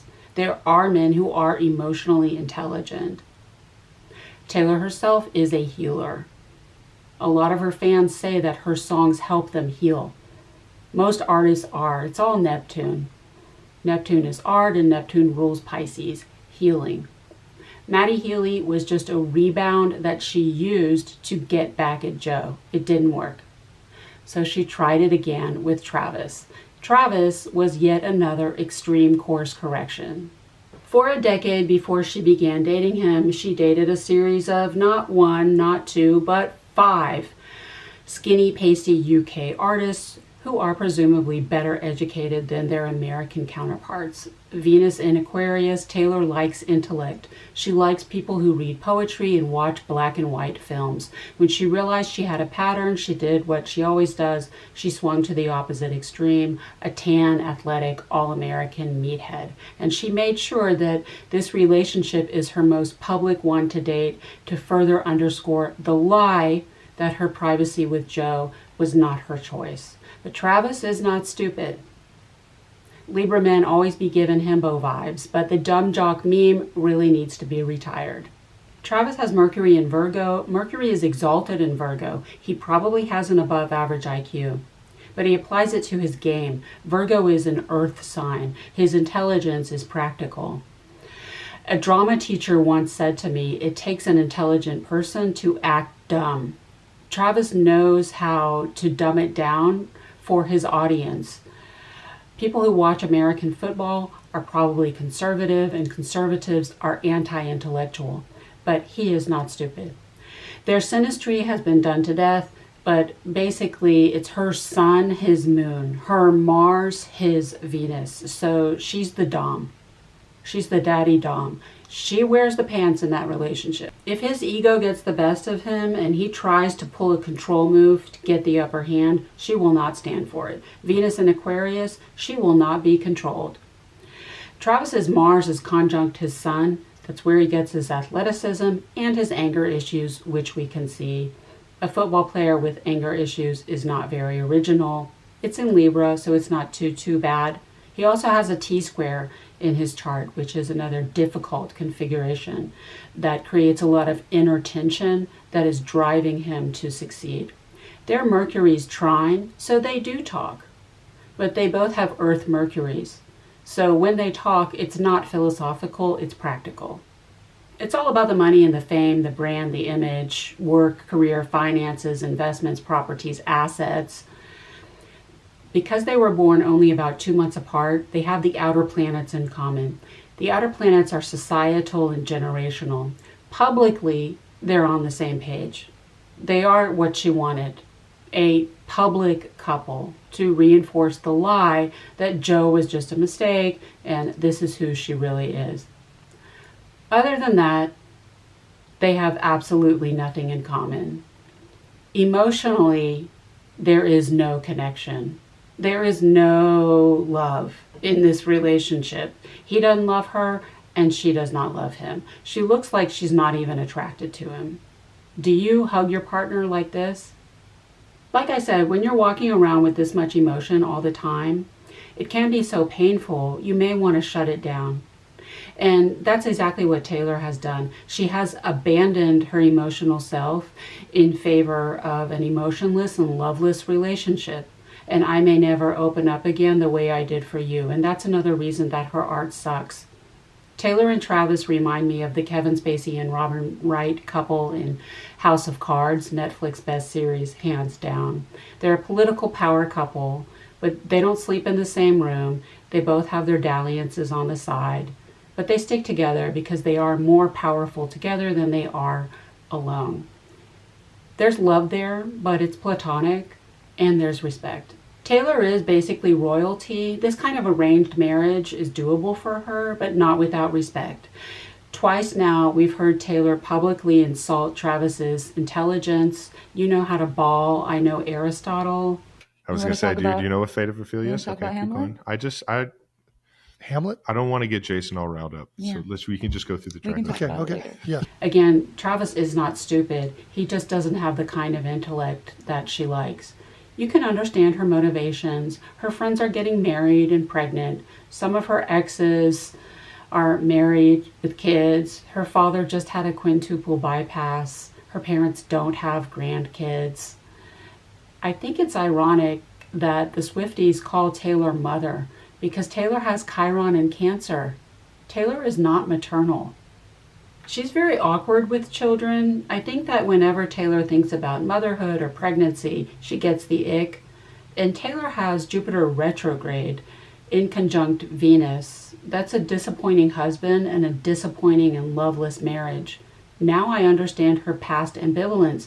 No deal, the 1950s shit they want from me, dragged my feet right down the aisle. That was her intuition kicking in. If I were Taylor with this chart, I would just never get married.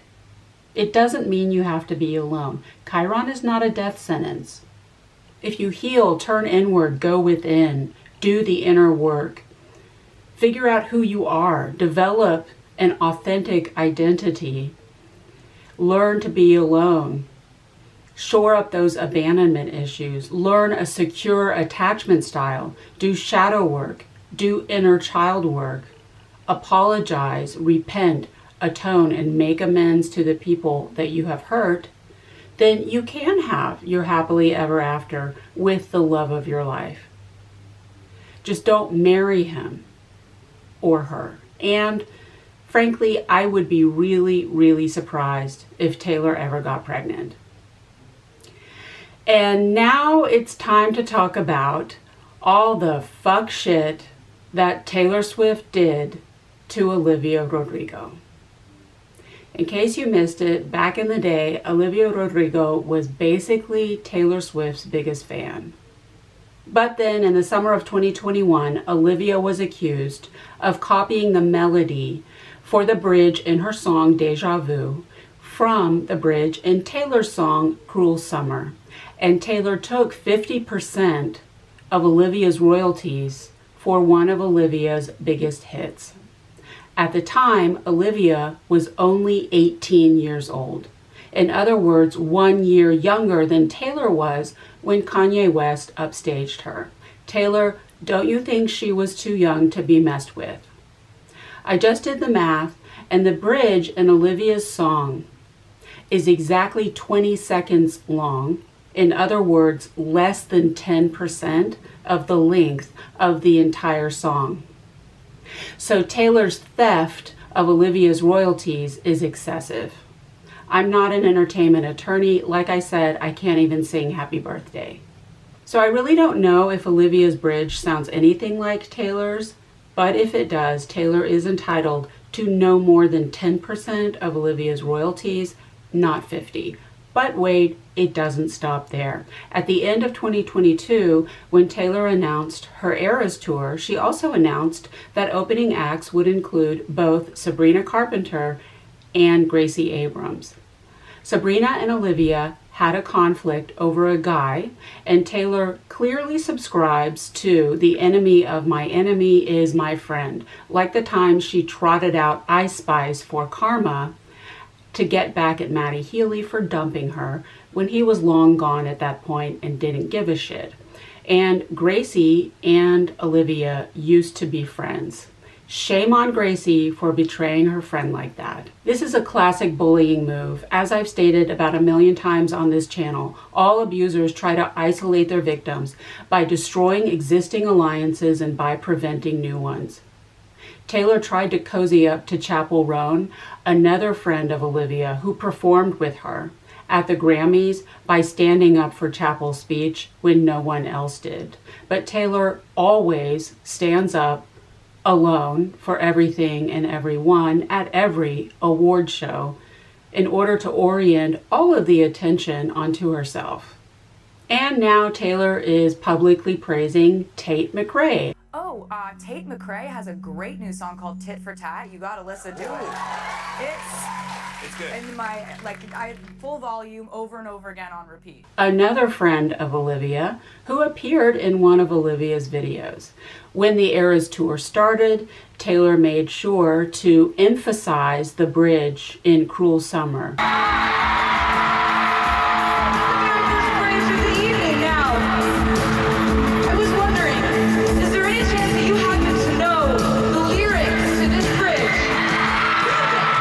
Just to drive home the point, that it's her bridge, not Olivia's.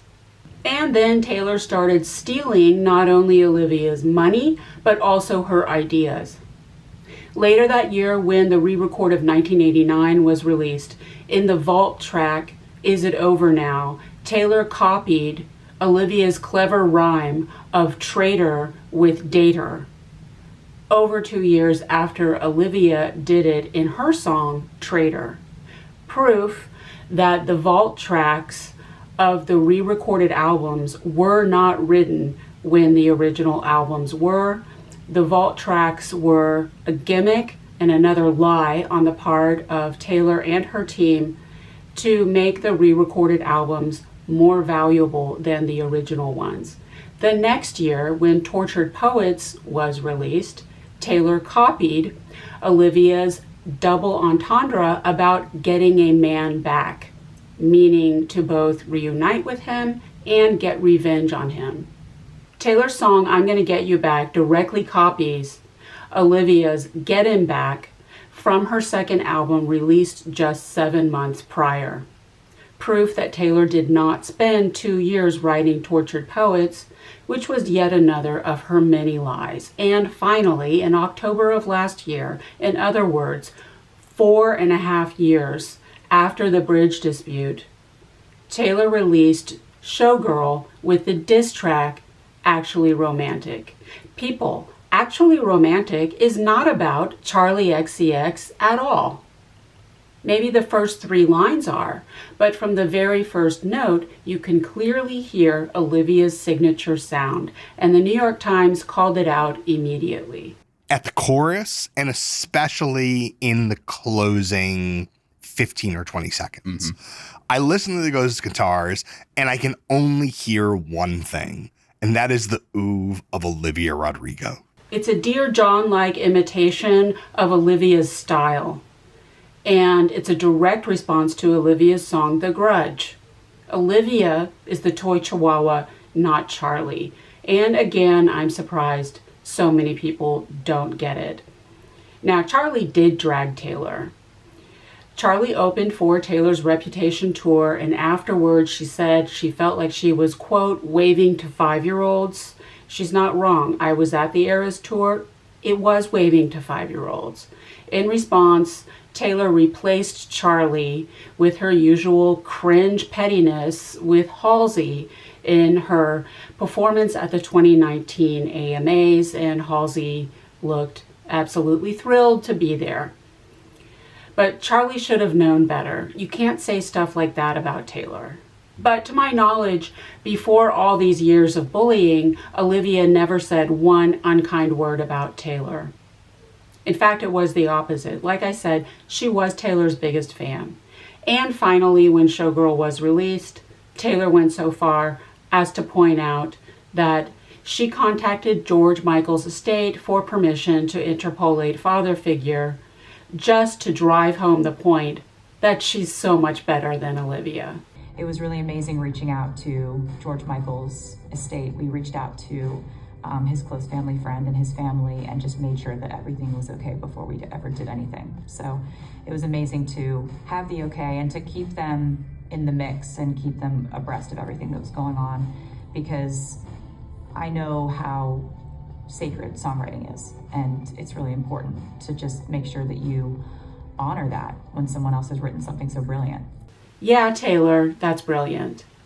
And I'm sure that all of that stuff pales in comparison to what Taylor and her team are trying to do to Olivia behind the scenes, allegedly for entertainment purposes only, which is fucking diabolical.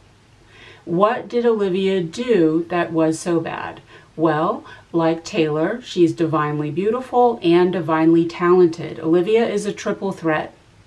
She plays both guitar and piano, and unlike Taylor, she's a belter. Olivia can do anything she wants vocally, Taylor can't. Like Taylor, Olivia writes all of her own songs, but Olivia's lyrics are clever without being overwrought. Taylor can sometimes lay it on too thick. You're all over me like a wine-stained dress I can't wear anymore. Yeesh. Olivia, also inspired by Taylor, when she signed her record deal, negotiated to earn her master's outright so that she doesn't have to go through what Taylor went through, and that has to really boil Taylor's blood. Olivia is also politically active. She spoke out against Gaza. She spoke out against this administration. She may have the courage that Taylor doesn't have. Olivia is also a Pisces sun with a Libra moon. She does have some red in her chart, but she still has more blue than Taylor does. My whole chart is a bunch of Pisces with some Libra, and it's a nice feeling. I feel good most of the time. Libra is balance and harmony, and Pisces is called sweet Pisces. I don't know Olivia, but it is possible that she is a nicer person than Taylor is. And when it comes to bullying, that's what it's really all about. Because Olivia is a nicer person than Taylor, she may eventually be luckier in love than Taylor is. And that's also what it's all about. As I've stated, sometimes bullies bully you because they are jealous of your potential, not only in work, but also in all of life. Often they can see your potential before you do, and they are hell-bent on making sure you never see it. Taylor sees something in Olivia that Olivia doesn't. Also, Olivia is a double Pisces who was raised by a therapist. You know who else is a double Pisces who was raised by a therapist? Joe Alwyn. And their birthdays are only one day apart. As I've also stated, sometimes bullies bully you because you remind them of someone who hurt them. You know who else is a Pisces? Taylor's father. I pulled cards on what Taylor's problem with Olivia is, and I got the Sun in reverse, which literally means that the seeker, Taylor, fears that the person in question, Olivia, has more fire than she does. And she does. Olivia's sun is in Pisces, but she has a very high air chart. And she has 3 planets in fire, and Taylor has only 1. Taylor's chart, with the exception of her sun and her Venus, is 80% earth and water, feminine. Olivia's chart, with the exception of her sun and her Venus, is 80% air and fire, masculine. In other words, Olivia's dick is bigger. You've got edge, she never did. Olivia has both Mars and Pluto in the 12th house. She's Gen Z. Gen Zers all have Pluto in Sagittarius. Pluto is the planet of death and destruction, literally destroying Taylor's sun. No wonder she hates them. Olivia's Mars-Pluto is a conjunction. A Mars-Pluto conjunction is violent death. In fact, we just had one on the day that Alex Pretty was murdered. In the 12th house, this is as bad as it gets in astrology. Our girl Olivia done been through some things. I don't want to know, but this is rough. The only reason my sweet Libra Pisces is smiling in your face is that she knows she's holding a dagger behind her back. Olivia is the bad bitch and the savage that Taylor wishes she was. Taylor is not just jealous of her, she's afraid of her. And she should be. As I've been saying for over a decade now, bullies never feel remorse for anything that they do, because they always justify it. And the way they justify it is retaliation. You started it. They were always jealous of you, but they never had an excuse to do to you what they really wanted to do to you the whole time. From the moment that they meet you, they are looking for a reason to bully you. And these people are digging pretty deep. Their pettiness knows no bounds. They are grasping at straws. I call that the third eyelash syndrome. The moment that they detect one eyelash out of place, they are like, game on. Do not pass go. Do not collect $200. 20 seconds in a song was the eyelash that Taylor grasped in order to justify her jealousy and her bullying of Olivia, and she has not stopped since. Taylor will not be satisfied until Olivia is waiting tables, barefoot and pregnant, in a small town in a red state for the rest of her life. She wants her out. Taylor wants Olivia out of the music industry altogether. She is literally trying to destroy not only Olivia's career, but also her entire life. And Taylor needs to be careful. If Taylor wants all of the people who have wronged her to be held accountable, well, the universe will hold her to exactly the same standard. For someone who's as into karma as Taylor says she is, she seems to have an exceedingly poor understanding of how karma actually works. Only your actions talk? No, Taylor. It's not about your actions, and it's not about your words either. It's about your intent. What goes around comes around, you get what you give, and what you receive is your own intent. Am I volunteering at the soup kitchen because I really care about homeless people? Or am I volunteering at the soup kitchen because I'm trying to get into the junior league? Am I posing for photographs with starving children in refugee camps in developing countries because I really feel for them, or just because I'm trying to whitewash my public image? Everything is intent. Newsflash, Taylor, if you use rebounds as revenge porn to stick it to your ex, those people will use you right back. If you use human beings as props and pawns in order to wage some kind of manipulative PR war to rigidly control your narrative through the tabloids, those people will betray you. If you want to destroy Olivia's career, what do you think is going to happen to yours? Taylor justifies her bullying of Olivia as revenge. After all, there's nothing she does better than revenge. Now, revenge is a personal choice. It depends on your belief system. If you want to take revenge, you'll get no judgment from me. However, if there's one thing I've learned about revenge, it's this. Revenge is a one and done. You need to hit it and quit it. Shoot your shot, crumple it up, throw it over the fence, and let the chips fall where they may. If you keep hammering, if you keep pummeling, you turn the OG offender into a sympathetic figure. And that's the problem with Taylor. She never stops. It's just like with Scooter Braun. Yes, everyone agrees that he is an unsavory character. But after everything that she did to him, at this point, everyone just feels sorry for him. There's actually a play about that. I saw it about 20 years ago, so I don't remember what it was called. If you've heard of it, let me know. It's about a man who breaks into a woman's home with intent to sexually assault her, but she somehow manages to trap him and then proceeds to spend the remainder of the play torturing him in every way imaginable. The moral of the story is, will the real monster please stand up? This is why I have been saying for over a decade that bullying is an addiction. Bullies always justify their behavior as revenge, and studies show that when people seek revenge, they get a temporary high, a dwindling mercurial high, just like an addiction, but that high wears off, so they have to keep doing it. Taylor, everyone can see what you're doing to Olivia, and the color green does not look cute on you.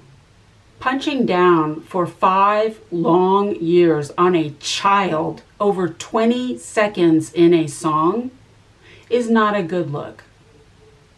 At this point, Taylor, you don't sound vicious, you sound psychotic and possessed. That's pretty much the only era that Taylor is in right now, psychotic and possessed. For someone who says that she is a Christian, Taylor doesn't sound very Christian to me.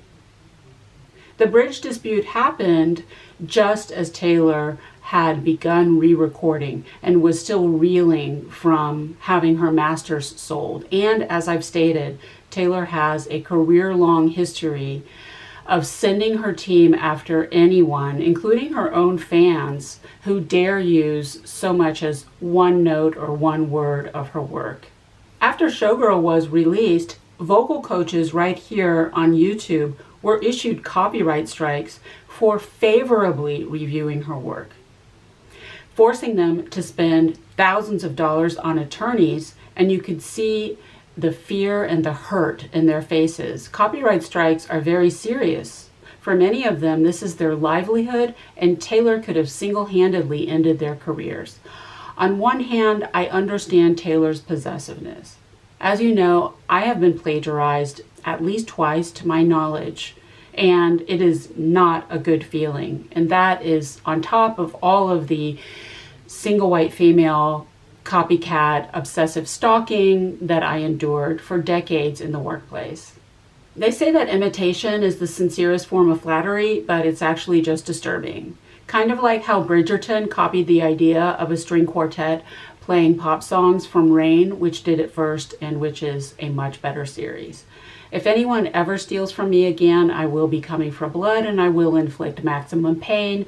That's not a warning, that's a threat. Taylor has a right to protect her work, but she seems to have an obsession with naming, title, rights, and ownership. When she gives Todrick Hall co-executive producer credit in behind-the-scenes footage for the You Need to Calm Down video, you can tell from his reaction that he doesn't understand why it's such a big deal, but it clearly is to Taylor. Incidentally, whatever happened to him? For someone who says that she likes her friend canceled, and as much as she talks about loyalty, the minute he had one scandal, Taylor sure dropped him like a hot potato. Has Taylor ever unpacked where this paranoia comes from? Because it sounds to me like the Masters fight with Big Machine was going on a lot longer than we think. Alternatively, sometimes they say that when something about another person triggers you that badly, most likely it's your stuff. If you spot it, you got it. Criticism of Showgirl is that it is rife with intellectual property theft, worse than anything Olivia may have ever done. Multiple songs on the album sound like knockoffs of other artists' work. And that is not the first time I've heard the word derivative in connection to Taylor Swift's work going back as far as Red, but especially with Folklore. The first time I heard Folklore, don't get me wrong, I loved it, still do. But I couldn't help but think, with every song, where have I heard this before? Again, as I've stated, sometimes bullies bully you because you remind them of something that they hate in themselves, but are too cowardly to own, which begs the question, will the real thief please stand up? So there you have it. That is the message for my viewers. That is the bully villain origin story.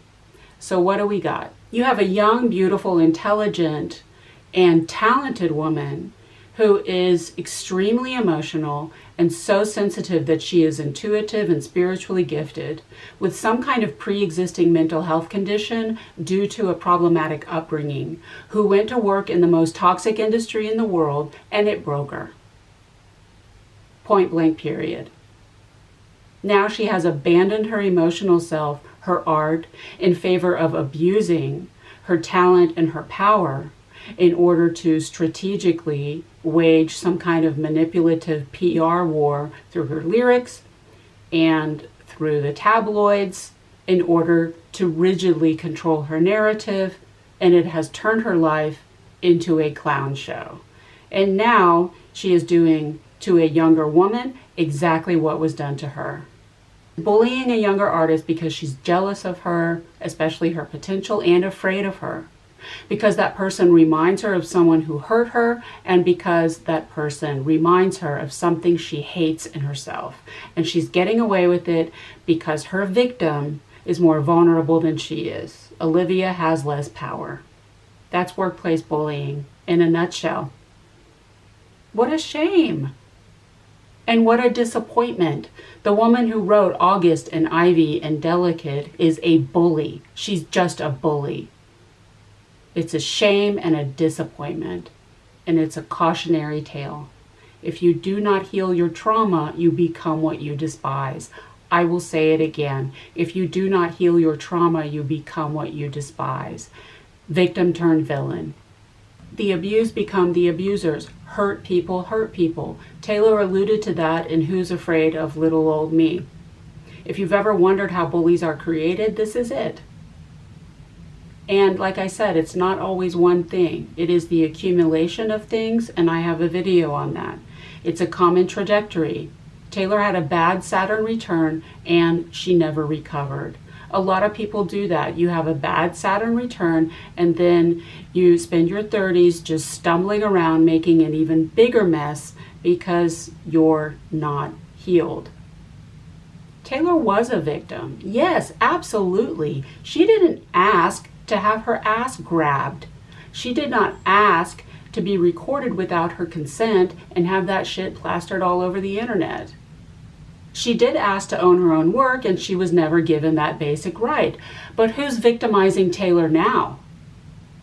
Who's coming after you now, Taylor? There are also corners that are like, give someone else a turn. Can't you just go away so we can talk about how good you were?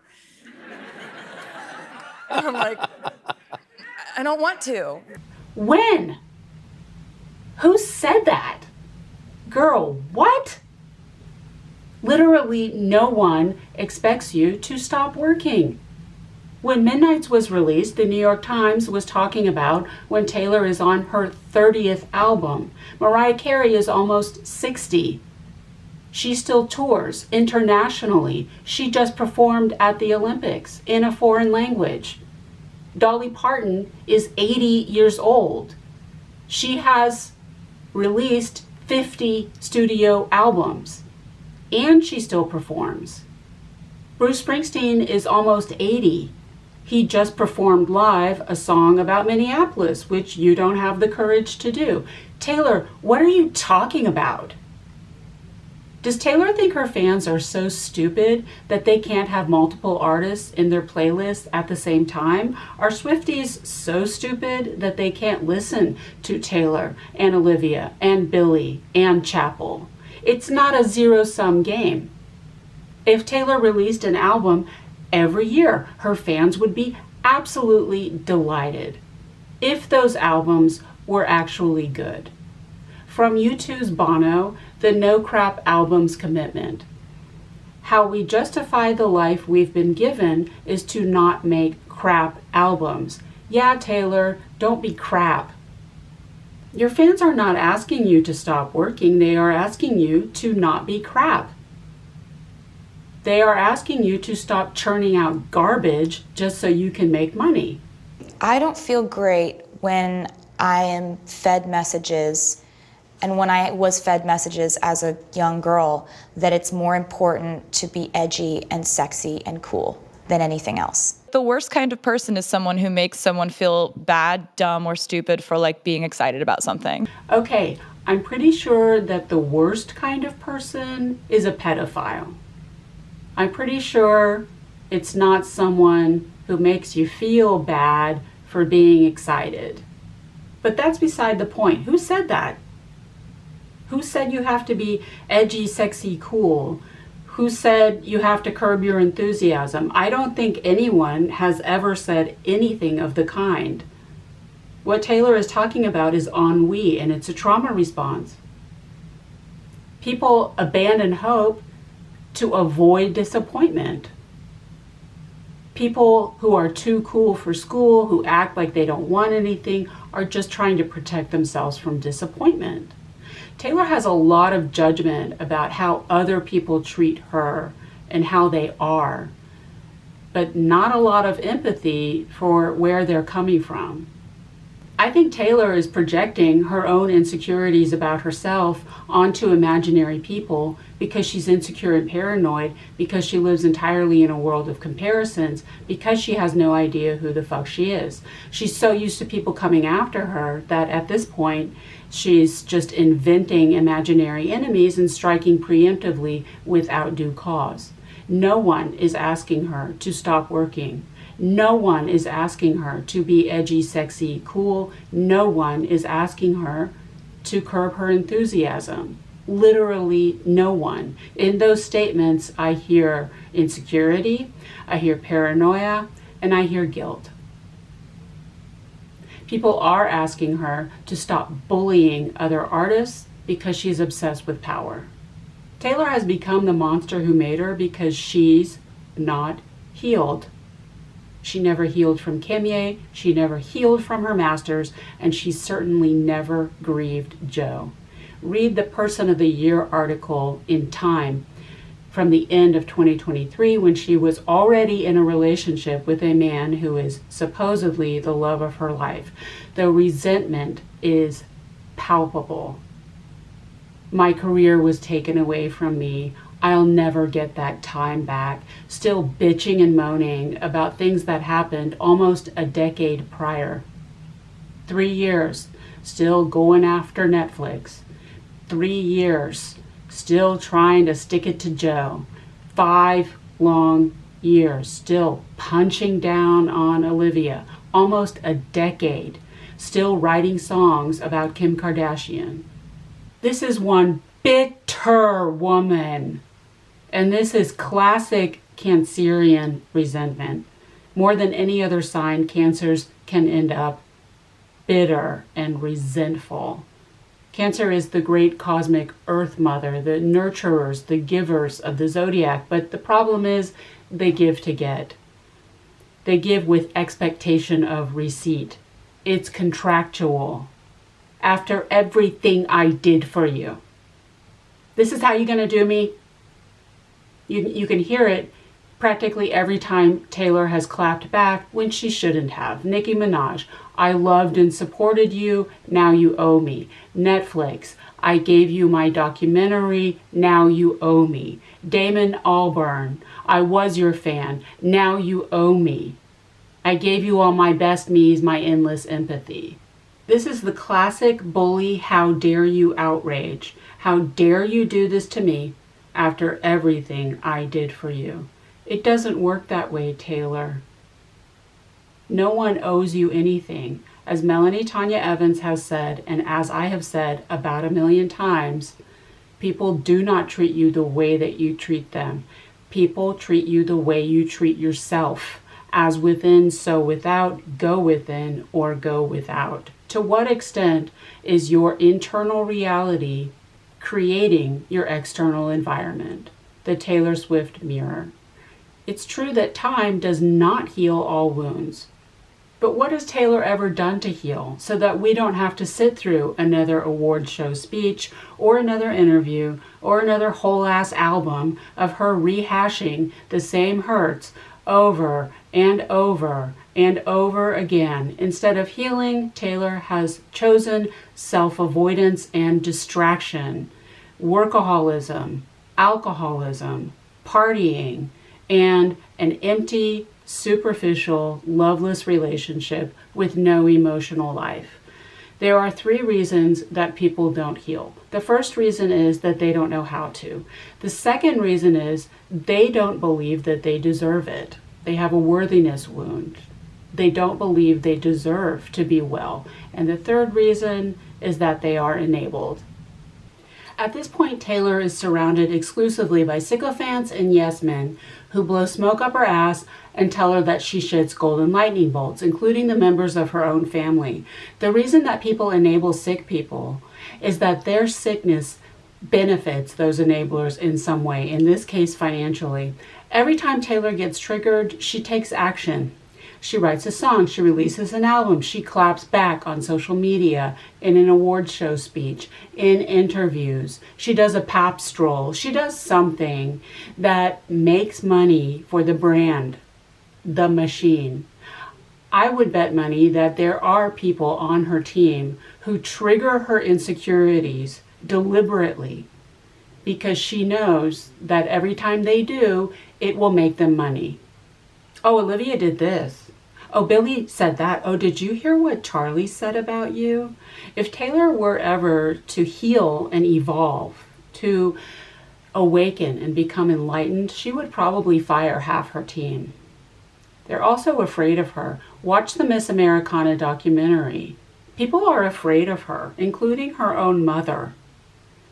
I know that Taylor publicly worships her mother as a saintly woman, but looking at Taylor's chart, I'm not entirely sure that's accurate. A lot of celebrities project a personal mythology into the public that's not entirely accurate. Moon in the 6th house and Chiron in Cancer, that screams mommy issues to me. Everyone wants to know about Taylor's relationship with her father because of the difficulty in her love life. But with this chart, it's pretty clear that the source of Taylor's original wounding is not her father, it's her mother.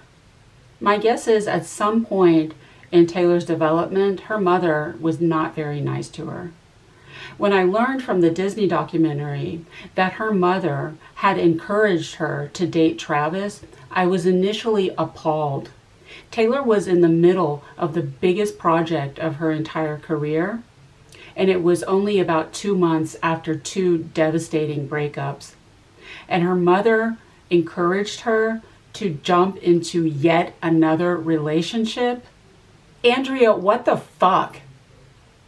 If Taylor were my daughter, I would say to her, sweetheart, I'm not being passive aggressive.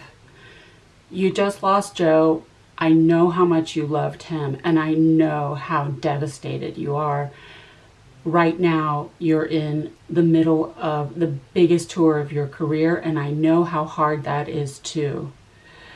For now, you need to focus only on your work, and when you're not working, you need to heal and heal and heal and heal.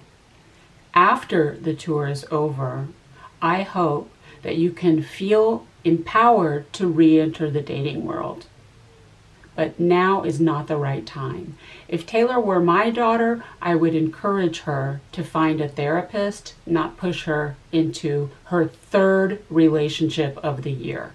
Frankly, with this chart, I don't know why I'm surprised. Taylor has her sun, the father, in the house of hidden enemies, and her moon, the mother, in the house of open enemies. Yes, it's the 6th. I don't believe it's the 7th. No matter what Taylor is trying to sell the public about her parents, my guess is that neither parent was really all that great. In March of 2023, when Taylor began the Eras Tour, Pluto first ingressed into Aquarius. No, this is not the age of Aquarius because there is no such thing. I've already debunked that. When Pluto entered Aquarius, it crushed her Venus, her heart, and her breakup with Joe was announced. Pluto will be in Aquarius for 20 years, so Taylor is due for a rebrand. She has been trying to kill off the old Taylor. It's just not working because there's nothing to replace her with.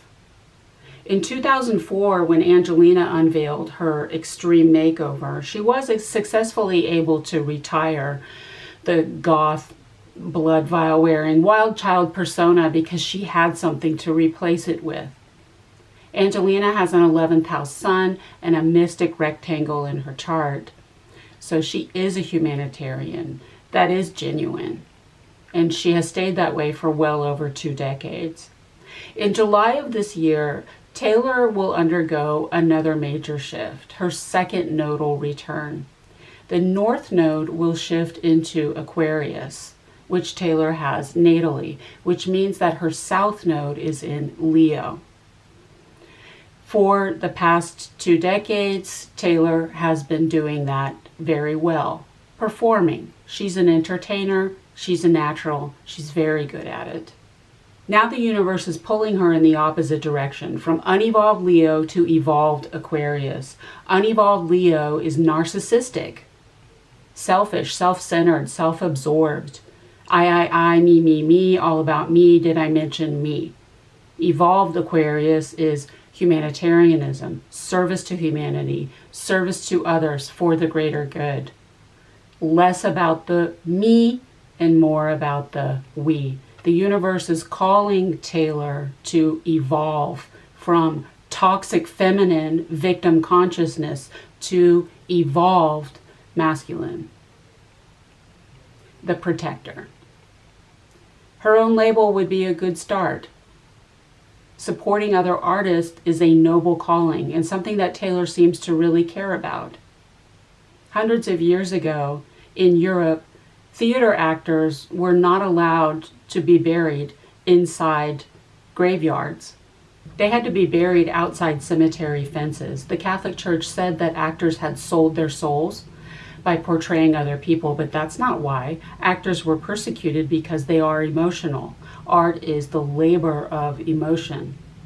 And all things heteronormatively feminine, like emotion, have to be devalued in order to maintain the social hierarchy in a misogynistic patriarchy. Until recently, saying that you were a ballet dancer or an opera singer was basically like saying you were a courtesan. You had the choice between becoming someone's mistress and entering a maison close. And I'm sure conditions for artists aren't much better. I'm sure the Diddies and the Dr. Lukes are just the tip of the iceberg. Despite the fact that people enjoy the fruits of artists' labors every day, people continue to disrespect artists as second-class citizens, not because they're crazy, but because they're emotional. So protecting artists' rights is a noble goal, but not only those of artists who know their place. If Taylor does not learn to support all artists, even those who may surpass her, it's never going to work. People watch my channel from all walks of life, all over the world, but my YouTube analytics tell me that most of my viewers are young women in their 20s and 30s. At the end of every video, I say I hope that helps, and I mean it. If my work can help one person, even younger than I am, have an easier time in the workplace than I did, mission accomplished. That is the whole point of what I do. It would not occur to me to feel jealous. I would not wish my suffering on anyone. That is the real alchemy. You find meaning and purpose in your suffering by then doing everything in your power to make sure that no one ever suffers like that again. And that is the real Holy Trinity. That's the 333. That's the win-win-win. It's a win for you, it's a win for the other person, and it's a win for the universe because it makes God happy. With this much Capricorn in Taylor's chart, I'm not surprised that people call Taylor a capitalist. Capricorn rules capitalism. It also rules patriarchy. Taylor is a capitalist and she is a daughter of the patriarchy. But in that Capricorn stellium is both Saturn and Neptune. There's two ways this could go.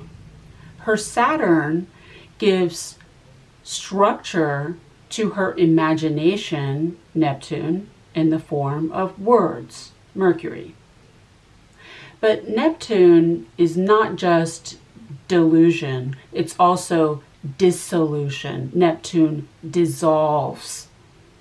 Neptune Saturn in Capricorn is the dissolution of existing power structures. The last time Neptune and Saturn were conjunct in Capricorn was the year that Taylor was born, just about a month after the fall of the Berlin Wall. I cannot think of a more literal symbol of the dissolution of existing power structures than that. Taylor Swift played the game for a good long 20 years. She was a capitalist and a daughter of the patriarchy, but Taylor did not incarnate to play the game. She incarnated to blow it up. It remains to be seen whether or not she will fulfill her true purpose. Because if we have to slog through album number 13, all about how Travis is a clout chaser who used me for fame and money, that's it. I will officially be done. This woman cannot evolve. When Taylor publicly apologizes to Olivia and reimburses her the money that she stole from her, I will be happy to support her again. Katy Perry was woman enough to apologize to Taylor. My guess is Taylor will never be woman enough to apologize to Olivia. As for Olivia, this video is for her. I know she's not watching, but anyway, I just want her to know that this year on February 13th, my birthday, Saturn will finally be getting off her ass, and mine, where it has been for about 3 years. So if life has sucked for the past few years, that's why. That 12th house Mars of Olivia's may fatigue easily. I know that when bad things happen in life, if you tend to internalize things, you think it's a punishment. It's not a punishment. Life really is happening for you, not to you. All of this is not meant to demoralize Olivia. It is meant to teach her her own worth, as it is for you if you are a target of bullying. If you have literally the most famous woman in the world going after you this hard for this long, you must really be that bitch. And anger can be a very powerful motivator. So chin up, Olivia, keep your spirits up. As a double Pisces, Olivia really needs to cultivate an intense spiritual practice to protect herself. And to do return to senders on Taylor. Return her intent, Olivia, every single morning and every single night. I hope that Olivia explores new sounds in pop that we haven't heard before. I hope she releases a 31-song album on December 13th. I think it should be on the theme of not turning out like the monster who abused you. I hope she does an international tour bigger than Taylor's and travels to countries where Taylor didn't go. I hope she releases a concert film and a documentary. I hope she sweeps the Grammys. The best revenge is success. And I really hope that she casts Joe Alwyn in at least one of the videos. I hope that helps. Take care.